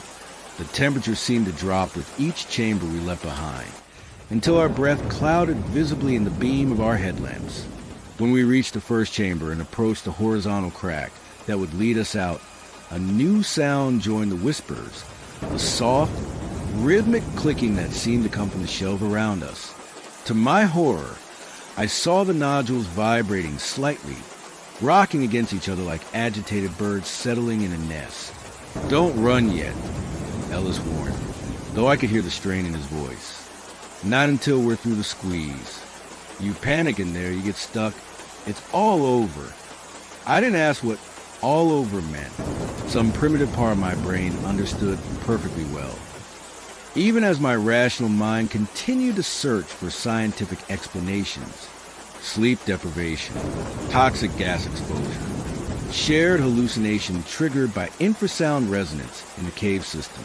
The squeeze passage had never seemed longer or more claustrophobic. I went first this time, Ellis insisting that I lead the way out while he brought the rear. As I wormed my way through the narrow gap, stone pressing against me from all sides, the whispering somehow followed, not fading with distance, but maintaining its clarity, as if the voices were traveling to the stone itself. "We are so lonely. Join our congregation. Your voice among ours." I emerged into the entrance chamber breathless and trembling, immediately turned to help Ellis through. His face appeared in the gap, strained with effort. Then his shoulders, his torso, he stopped moving. "Ellis," I called, reaching toward him. "Come on, we're almost out." His eyes met mine, wide with a fear I hadn't seen in them before. "Something's got my leg," he said quietly. "Something's holding on." I grabbed his wrist. "Prepare to pull. Push with your other leg. Use the wall for leverage." He shook his head minutely. "Not stuck. Something's holding me. I can feel fingers around my ankle." Before I could respond, he was yanked backward with such force that my grip on his wrist broke immediately. He disappeared into the gap with a strangled cry that cut off as suddenly as it had begun. "Ellis!" I screamed, diving toward the opening. "Ellis!" Silence answered me. Not even an echo of my own voice returned from the chambers beyond. Rational thought warred with blind panic. I should go back for him. I should at least call out, listen for a response. But some primal instinct overrode both options. A visceral certainty that whatever had taken Ellis would take me to if I returned or even lingered too long at the entrance. I scrambled to the final squeeze out of the cave, emerging into gray afternoon light with desperate relief. It had begun to rain while we were underground, a steady, soaking downpour that would normally have concerned me for the hike back. Now it felt like a cleansing, a barrier between me and what lay below. I didn't wait, didn't call for Ellis again, didn't even collect the equipment we'd left outside the entrance. I ran, following our earlier GPS track in reverse, moving as fast as the slippery terrain would allow. The rational part of my mind, the scientist, the professor, the logical human, protested weakly at abandoning a guide, at leaving without proper investigation. But that part was now a faint minority voice, drowned out by instincts far older than human reason. I reached the main trail as dusk was falling, the forest darkening around me in a way that felt deliberate, threatening. The rain had intensified, sheeting down in silver curtains that limited visibility to mere yards. I switched on my headlamp, its beams seeming feeble against the encroaching night. That's when I noticed the sound of rainfall had changed. It no longer struck the leaves and ground in natural, random patterns. Instead, it fell with that same rhythmic quality I'd heard in the cave, the soft clicking of nodules against each other. And beneath it, almost imperceptible unless you were listening for it, whispers. I ran again, no longer caring about direction, GPS, trail markers. Just away from that sound, from those voices becoming clearer with each passing minute. You left them with us. Your place remains empty, waiting. We always find what belongs to us. I don't clearly remember the remainder of that night. My memories resumed the following morning, when a search and rescue team found me huddled beneath a rocky overhang several miles from any marked trail, severely hypothermic and delirious. I was airlifted to the nearest hospital, treated for exposure and mild frostbite, and interviewed by local authorities regarding Ellis's disappearance. I told them everything, exactly as it had happened. They nodded politely, exchanged glances over my hospital bed, and ultimately filed a report citing a caving accident. Ellis had become separated during a routine exploration. They concluded the cave system I described couldn't be located based on my disoriented directions. The search was called off after 3 days. No one believed me. Why would they? I scarcely believed myself once sterile hospital life and modern medical care had restored some semblance of rational thought. I revised my own narrative in the following weeks. Stress, poor air quality in the cave, perhaps a minor head injury during one of the tight squeezes. I convinced myself that Ellis had simply become lost in another passage, that my panicked mind had manufactured the whispers, the woman in white, the supernatural abduction. I returned to England, to my position at the British Geological Survey, to the comforting routine of academic life. I'd published nothing about the West Virginia expedition. Claiming equipment failure had rendered my data unusable. I declined follow-up inquiries from American colleagues about the undocumented cave system I'd reportedly found. Life normalized. For a while, then the rain came. The first time, I dismissed it as an auditory hallucination brought on by stress and lingering trauma. I was alone in my flat in London, preparing for bed as a typical English rainstorm pattered against my windows. Ordinary, comforting white noise, until it wasn't, until the drops began to fall in that familiar rhythm, and the whispers emerged from behind the sound. "We miss you, Professor. Your place remains empty. He asks for you." That last phrase froze my blood. He asks for you. Not they. He, Ellis. I booked an appointment with a psychiatrist the following day. Began medication for auditory hallucinations and post-traumatic stress. It helped for a time. The rain became just rain again. I convinced myself the episode had been a manifestation of guilt over abandoning my guide. Nothing more. Then came the nodules. The first appeared on my desk at work. A small, rounded stone, precisely the size and shape of those I'd seen in the cave. I found it sitting atop a stack of research papers. Innocuous yet impossible to mistake. When I picked it up, hands trembling, I felt that same unnatural warmth, saw the same fine geometric patterns etched into its surface. I disposed of it immediately, dropping it into a waste bin in the hallway outside my office. I didn't mention it to anyone. The next day, it was on my desk again, or one identical to it. I disposed of that one too more thoroughly, dropping it into the Thames on my way home. The third appeared on my nightstand at home, the fourth in my coat pocket, the fifth in my grocery bag after shopping. Each time, I disposed of them with increasing desperation. Each time they returned, and always when it rained, the whispers came with it. You belong with us now. We've marked you, your voice among ours. 8 months have passed since West Virginia. I've left my position at the survey, citing health concerns. I've moved 3 times, each flat more isolated than the last, seeking to escape what I now know is inescapable. I no longer dispose of the nodules. They sit arranged on shelves around my small studio flat. 37 of them now, a new one appearing every few days. Sometimes, late at night, I catch myself whispering back to them. Tap, tap. The rain's picking up again. Can you hear it? That rhythm. Like soft footsteps approaching across stone. They've been patient with me, giving me time to accept what I now understand is inevitable. The whispers have become clearer lately, more specific. They've begun to explain what they are, what I'm becoming. The knowledge should terrify me, but increasingly I find it comforting. You see, caves breathe. They inhale and exhale with changes in temperature and pressure. They digest a limestone through acidic water, reforming it into new shapes over centuries. They consume what enters them, water, animals, people, and transform into something else. That cave was no ordinary formation.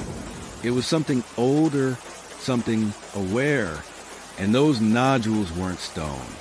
They were voices, consciousness preserved in calcite, mineralized thought patterns of everyone the cave had ever collected. A congregation spanning centuries, indigenous peoples, early settlers, lost hikers, deliberate pilgrims drawn by the woman in white. Ellis is there now. I hear him sometimes, distinct from the others. He doesn't blame me.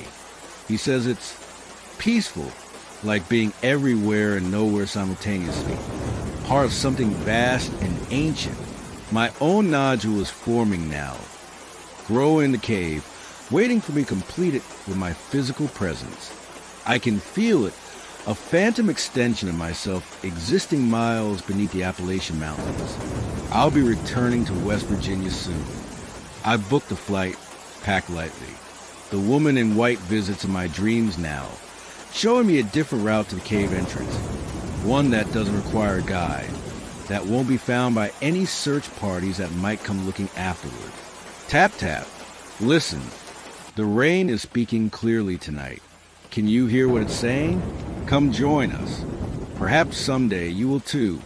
The cave is patient. It has collected voices for millennia and will continue long after our brief civilizations crumble.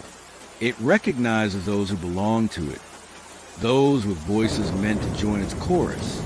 And if you ever find yourself hiking in the Monongahela National Forest and glimpse a woman in white moving between the trees at dusk, well, some places don't take kindly to visitors, but they absolutely adore new residents.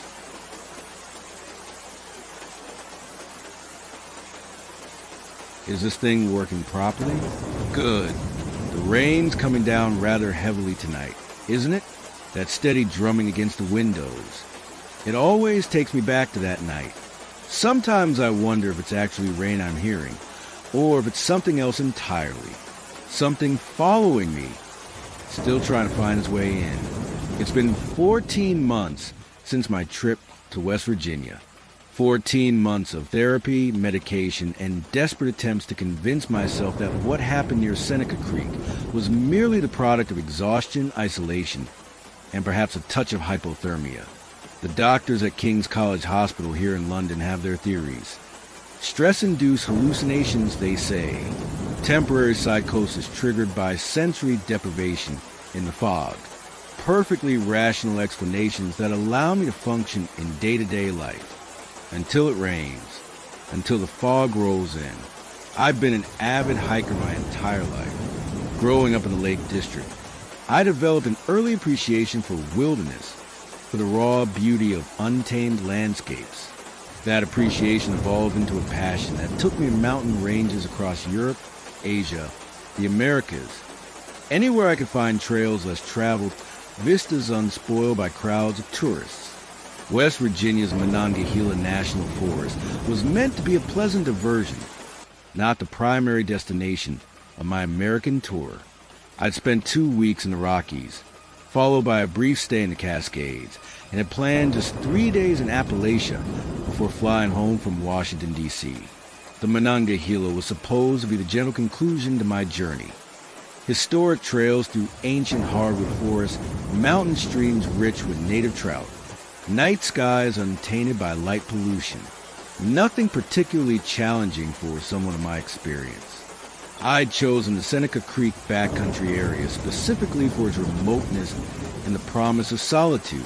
The autumn colors were at their peak in early October, painting the rolling mountains in vibrant hues of crimson, amber, and gold. I'd secured the necessary permits, studied the trail maps thoroughly, and packed appropriately for the season and terrain. Everything by the book. As always, my first day went precisely as planned. I hiked the main Seneca Creek Trail, set up camp at a designated site near the water, prepared a modest dinner on my portable stove, and settled in for a peaceful night beneath a canopy of stars so brilliant they seemed almost artificial compared to the muted skies of England. The trouble began on the second day. I'd intended to hike a loop connecting several smaller trails, including one that would take me to scenic overlook mentioned in my guidebook. The morning dawned crisp and clear, with just enough autumn chill to make hiking comfortable rather than strenuous. I broke camp early, secured my backpack, and set off with the boundless optimism of someone who has never truly been lost in wilderness. By mid-morning, a peculiar sort of fog began to roll in, not descending from above as one might expect, but rising from the forest floor like steam from a kettle, curling around tree trunks and blanketing the undergrowth. I paused to photograph this atmospheric phenomenon, thinking what a lovely addition these images would make to my travel blog. The fog was unusually dense, but seemed localized enough that I could navigate above it, following the trail markers attached to trees that I leveled. That illusion of control lasted perhaps another hour. The fog continued to rise, eventually enveloping the entire forest in a white shroud that reduced visibility to mere feet. Sound behaved strangely in this mist, dampened and muffled, yet occasionally carried with unsettling clarity from directions I couldn't determine. The temperature dropped noticeably, transforming a pleasant autumn day into something that felt more like deep winter. I consulted my map and compass, only to discover that the compass needle spun lazily, refusing to settle on any consistent direction. My mobile phone, which I'd been using primarily as a camera, showed no service, expected in these remote areas. But more concerningly, the GPS function failed to provide any location data. Still, I wasn't immediately alarmed. Fog is a common occurrence in mountains, and I'd hiked through similar conditions in Scotland and Wales.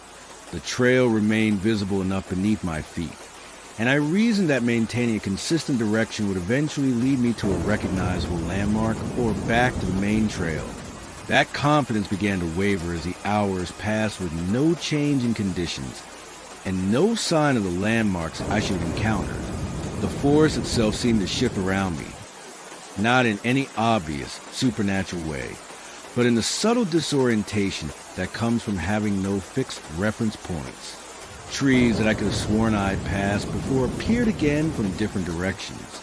Distinctive rock formations emerged from the fog only to disappear when I approached them. By late afternoon, I was forced to acknowledge the uncomfortable truth. I was properly lost. The rational response would have been to stop, set up emergency shelter, and wait for the fog to lift. That was a procedure I'd followed countless times in difficult conditions. The procedure I taught in the wilderness survival courses I occasionally led back home. But something about this fog inspired a bone-deep unease that overrode my training. Some primitive instinct insisted that remaining stationary would be dangerous, that I needed to keep moving to find my way out before nightfall, before something found me first. I attributed this irrational anxiety to the growing cold and peculiar qualities of the fog, with it thickened to consistency of wet cotton wool, clinging to my clothing and skin with an almost deliberate persistence. The moisture beaded on my eyelashes, blurring my vision further, and seemed to seep through my supposedly waterproof jacket to chill my core. As daylight began to fade, more sense than seen through the white veil surrounding me. My focus shifted from finding the trail to finding any suitable place to establish emergency camp. My pack contained sufficient supplies for an unplanned night outdoors, including a lightweight tent, sleeping bag rated for near freezing temperatures, and enough food for another day. Properly sheltered, I could wait out the fog overnight and resume navigation in better conditions. That was the plan, at least until I heard the first voice. It came from somewhere to my left, a child's voice, high and clear, cutting through the muffling fog with unnatural precision. "Hello? Is someone there?" I froze mid-step, straining to peer through the impenetrable whiteness. A child, out here, alone in these conditions? It seemed impossible. The backcountry permit system had shown no other hikers registered for this area during my stay. "Hello?" I called back, my British accent sounding strangely formal even to my own ears. Where are you? Are you lost? Silence answered me for several long moments. Then, I can see your light. Can you come help me? I can't find my dad. Light? I carried a torch, but hadn't yet switched it on, the murky daylight still being just sufficient to navigate by.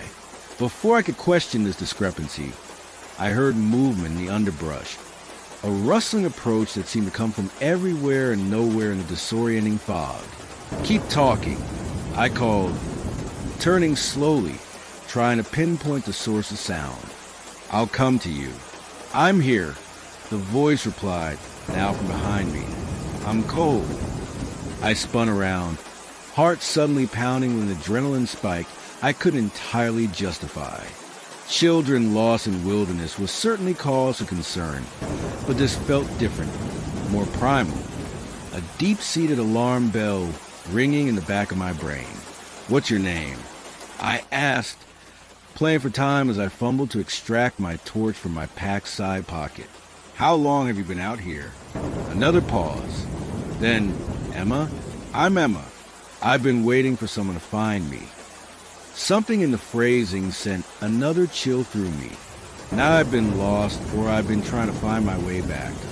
I've been waiting for someone to find me.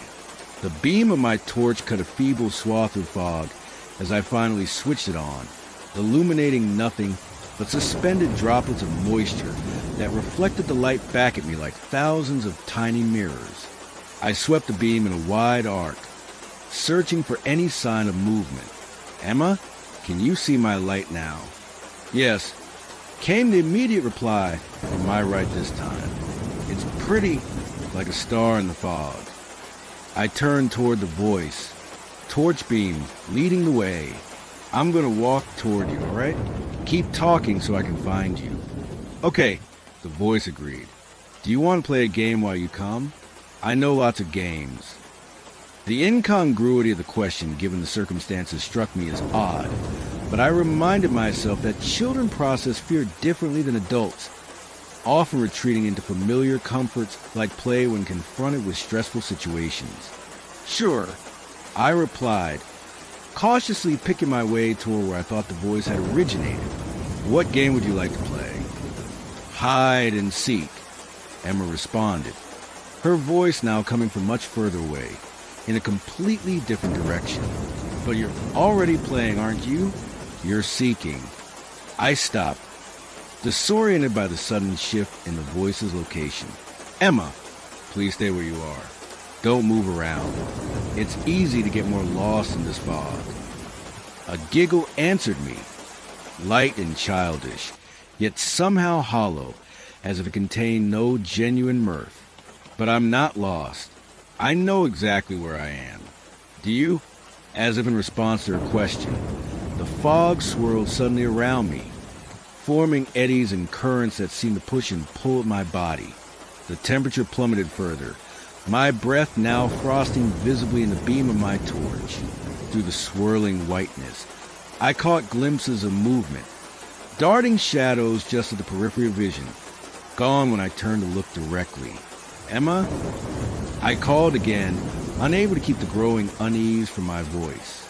This isn't a good game. Please come out where I can see you. The giggle came again, from directly behind me this time. But you're the one who's hiding. Hiding from the truth. Hiding from what's in the fog with you. I spun around, torch beams slashing wildly through empty air. Nothing. Just endless white in all directions. That's enough, I said firmly, trying to regain control of the situation even as I felt it slipping irrevocably away. I'm a wilderness guide. I'm here to help you. This isn't the time for games. Wilderness guide, the voice repeated, stretching the syllables oddly, as if tasting them. But who guides a guide when the wilderness decides to guide itself? Something brushed against my leg. A touch so light it might have been nothing more than a strand of spider silk caught on my trousers. I jumped back reflexively, torch beam dropping to illuminate. Nothing, just fog-dampened leaves on the forest floor. What do you want? I demanded, fear finally breaking through my practiced calm. The silence that followed seemed to have physical weight, pressing in from all sides.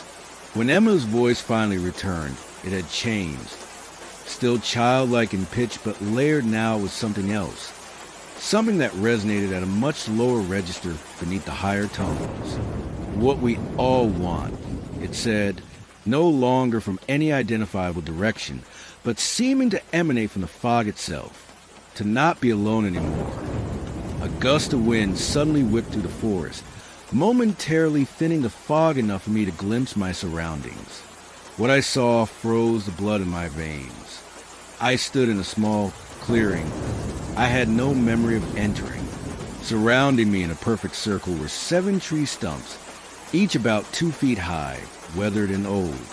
On each stump sat a crude doll fashioned from twigs and leaves, bound with what looked like human hair of varying colors.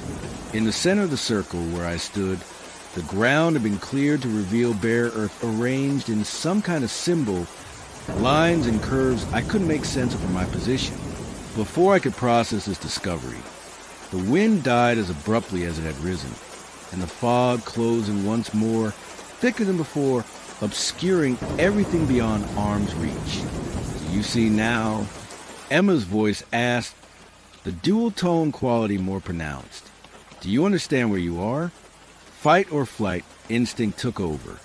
I ran, crashing blindly through the fog in what I hoped was the opposite direction from the voice, no longer caring about direction or trail finding, driven only by the overwhelming need to escape.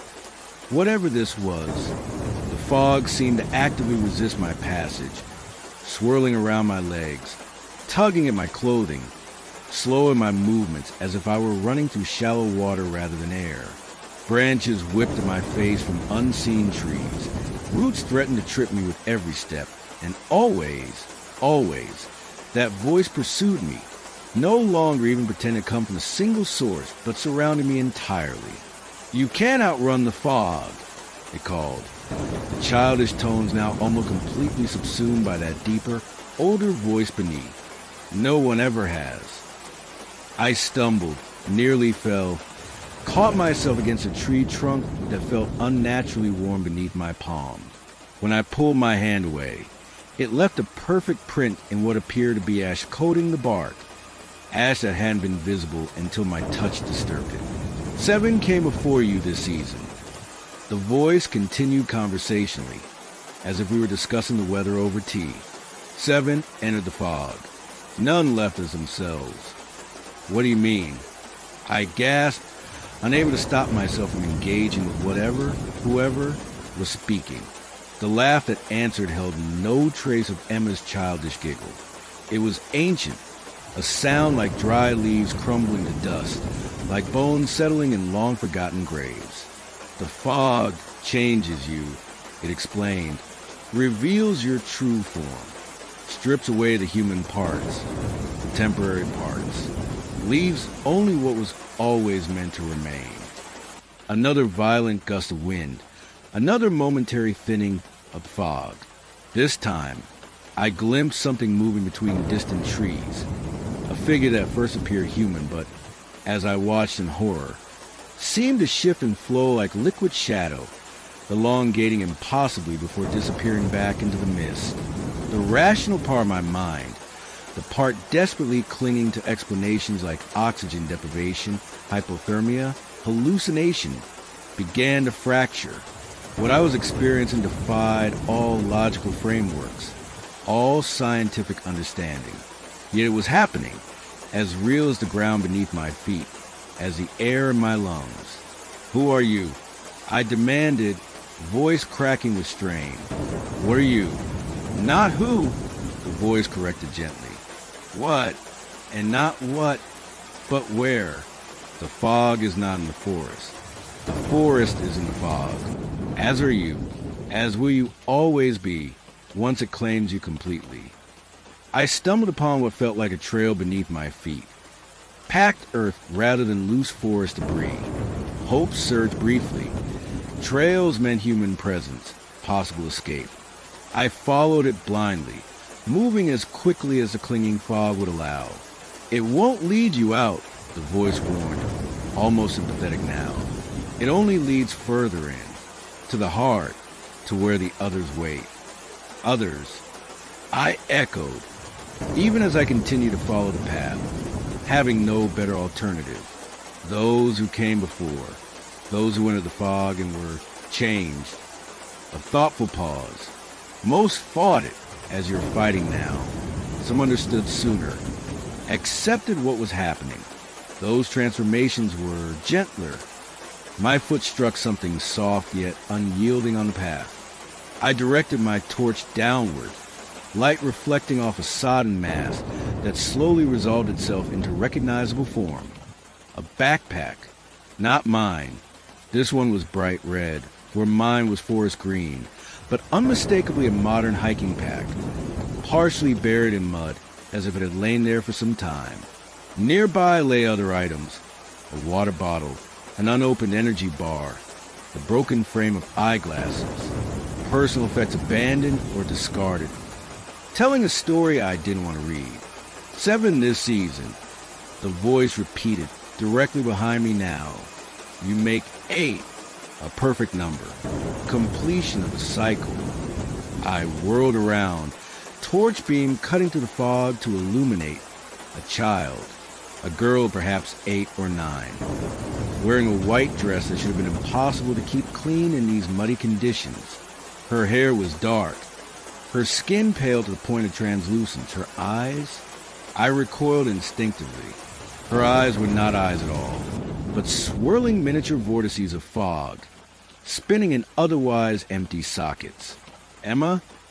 I whispered, though I knew, had known from the beginning, that this was not a lost child. She tilted her head at an angle no human neck should permit. Part of me was Emma once, just as part of you will remain. What was your name again? This isn't real, I stated flatly, taking another step backward. You're a hallucination, a manifestation of hypothermia and fear. The thing that was not Emma smiled, a movement that extended far too wide, splitting her face nearly to the ears. If that comforts you, believe it.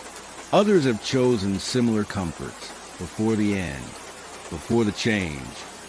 What change? I demanded, fear giving way momentarily to desperate curiosity. If this was real, and some part of me was beginning to accept that it might be, then understanding could be my only path to survival. The fog enters slowly, she explained, gesturing to her fog-filled eye sockets. Through the eyes first, replacing what you think you see with what truly exists. Then the lungs, changing how you breathe, what sustains you. Then the blood, the brain, the heart, until you are more fog than flesh, until you belong.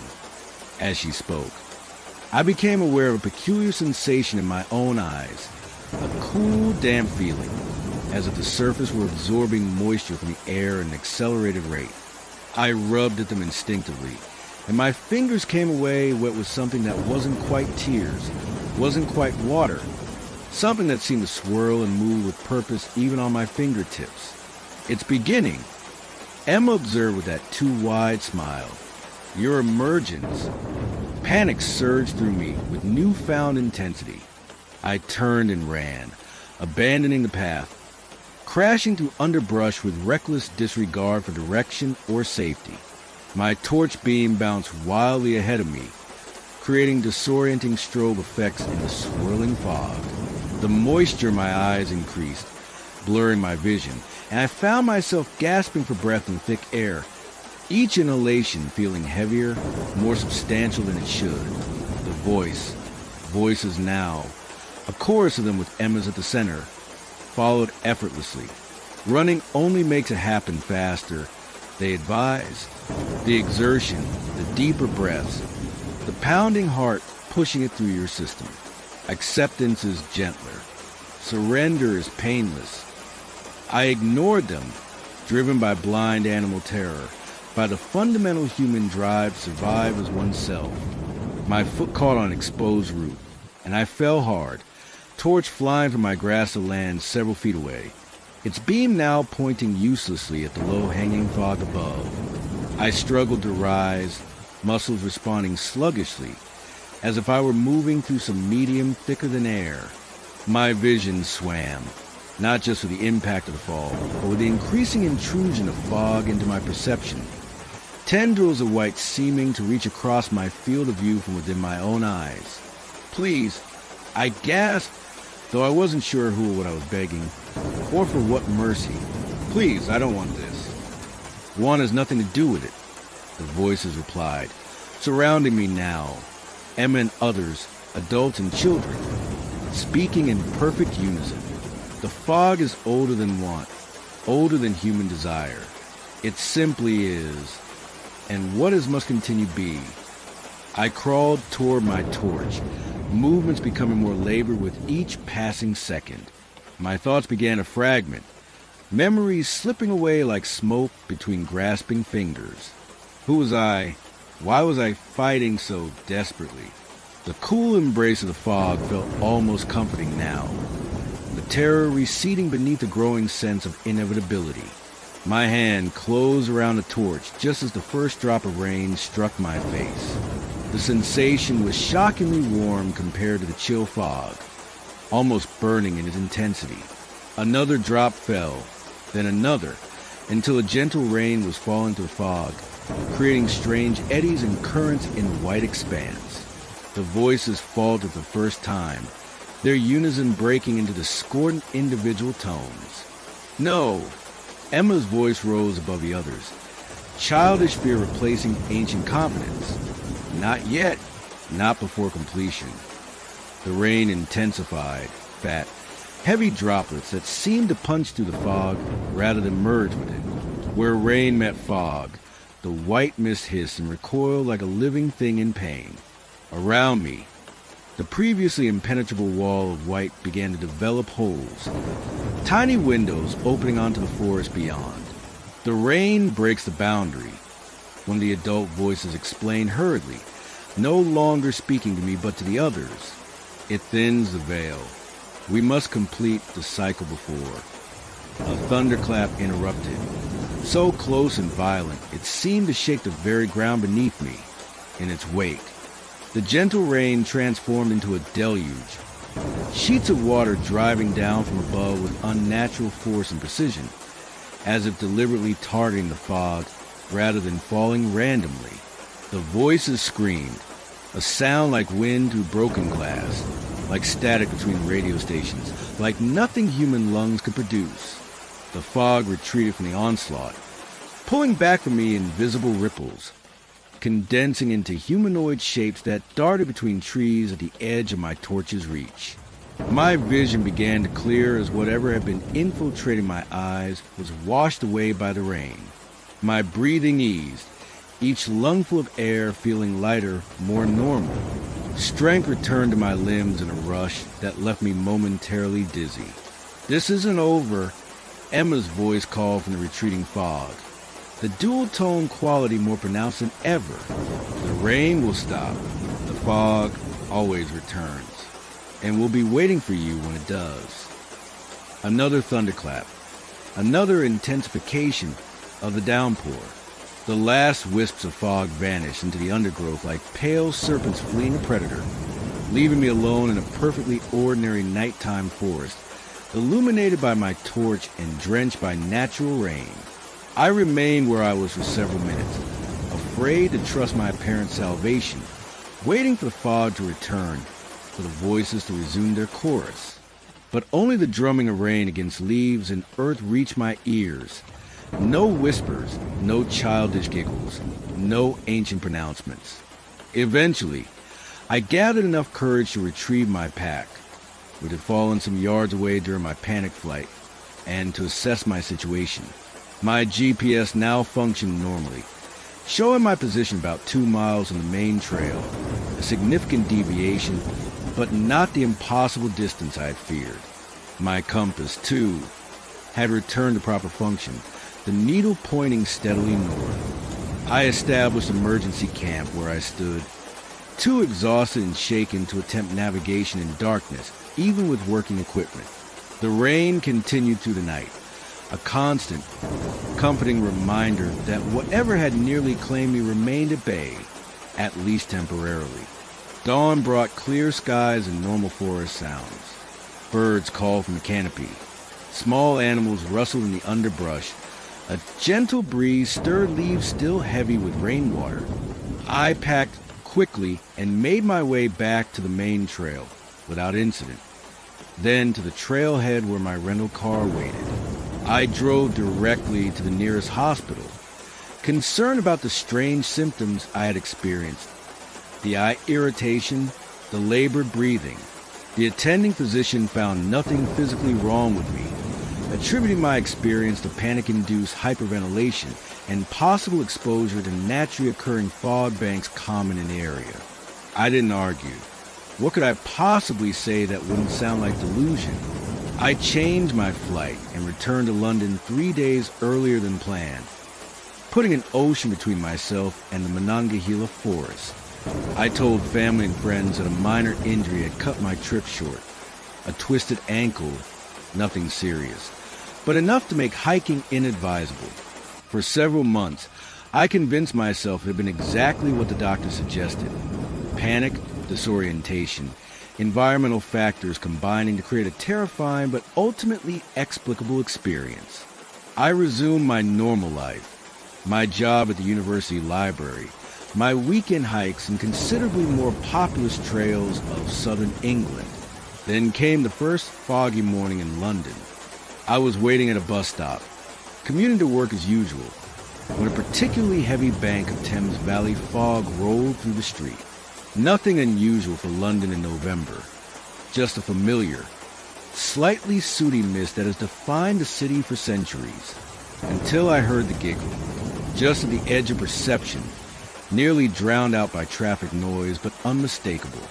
A child's laugh, hollow and echoing, emanating from the densest part of the fog across the street. No one else at the bus stop reacted. No one else heard it. I've moved 3 times since then, leaving London for progressively smaller, drier locations. But fog is ubiquitous in England, an inescapable feature of island life. And whenever it appears, so too do the voices. Distant at first, but growing clearer with each visitation. I see faces in it now, pressed against the condensation on my windows, as if trying to peer inside. Waiting. I've stopped hiking, stopped going outdoors entirely when conditions are misty. My therapist suggests agoraphobia, prescribes medication that helps with anxiety, but does nothing to silence the voices, to banish the faces. Tap, tap, the rain is coming down harder now. It's the only time I feel safe enough to sleep, when heavy precipitation keeps the fog at bay. Sometimes I stand in it deliberately, letting it soak me through, imagining it washing away the last traces of whatever entered me in those West Virginia woods. But I know the truth, even if I can't admit it to my doctors, my therapists, myself in daylight hours. The fog touched me, changed me, even if the transformation wasn't completed. Part of me belongs to it now. A beacon calling out across an ocean, a tether drawing it closer with each passing day.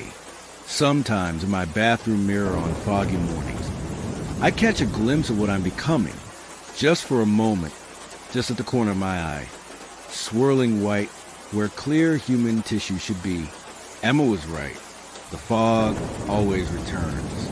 And when it does, when it finally reclaims what started to take 14 months ago in those ancient mountains, I wonder, whose voice will join the chorus? What part of me will remain to call out to other lost hikers, other solitary wanderers in the mist?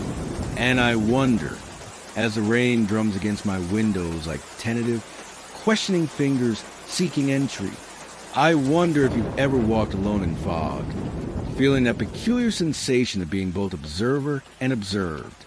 I wonder if you've ever heard your name called from empty white air, or glimpsed movement where nothing solid could possibly be. I wonder if you belong to the fog too, and just don't know it yet.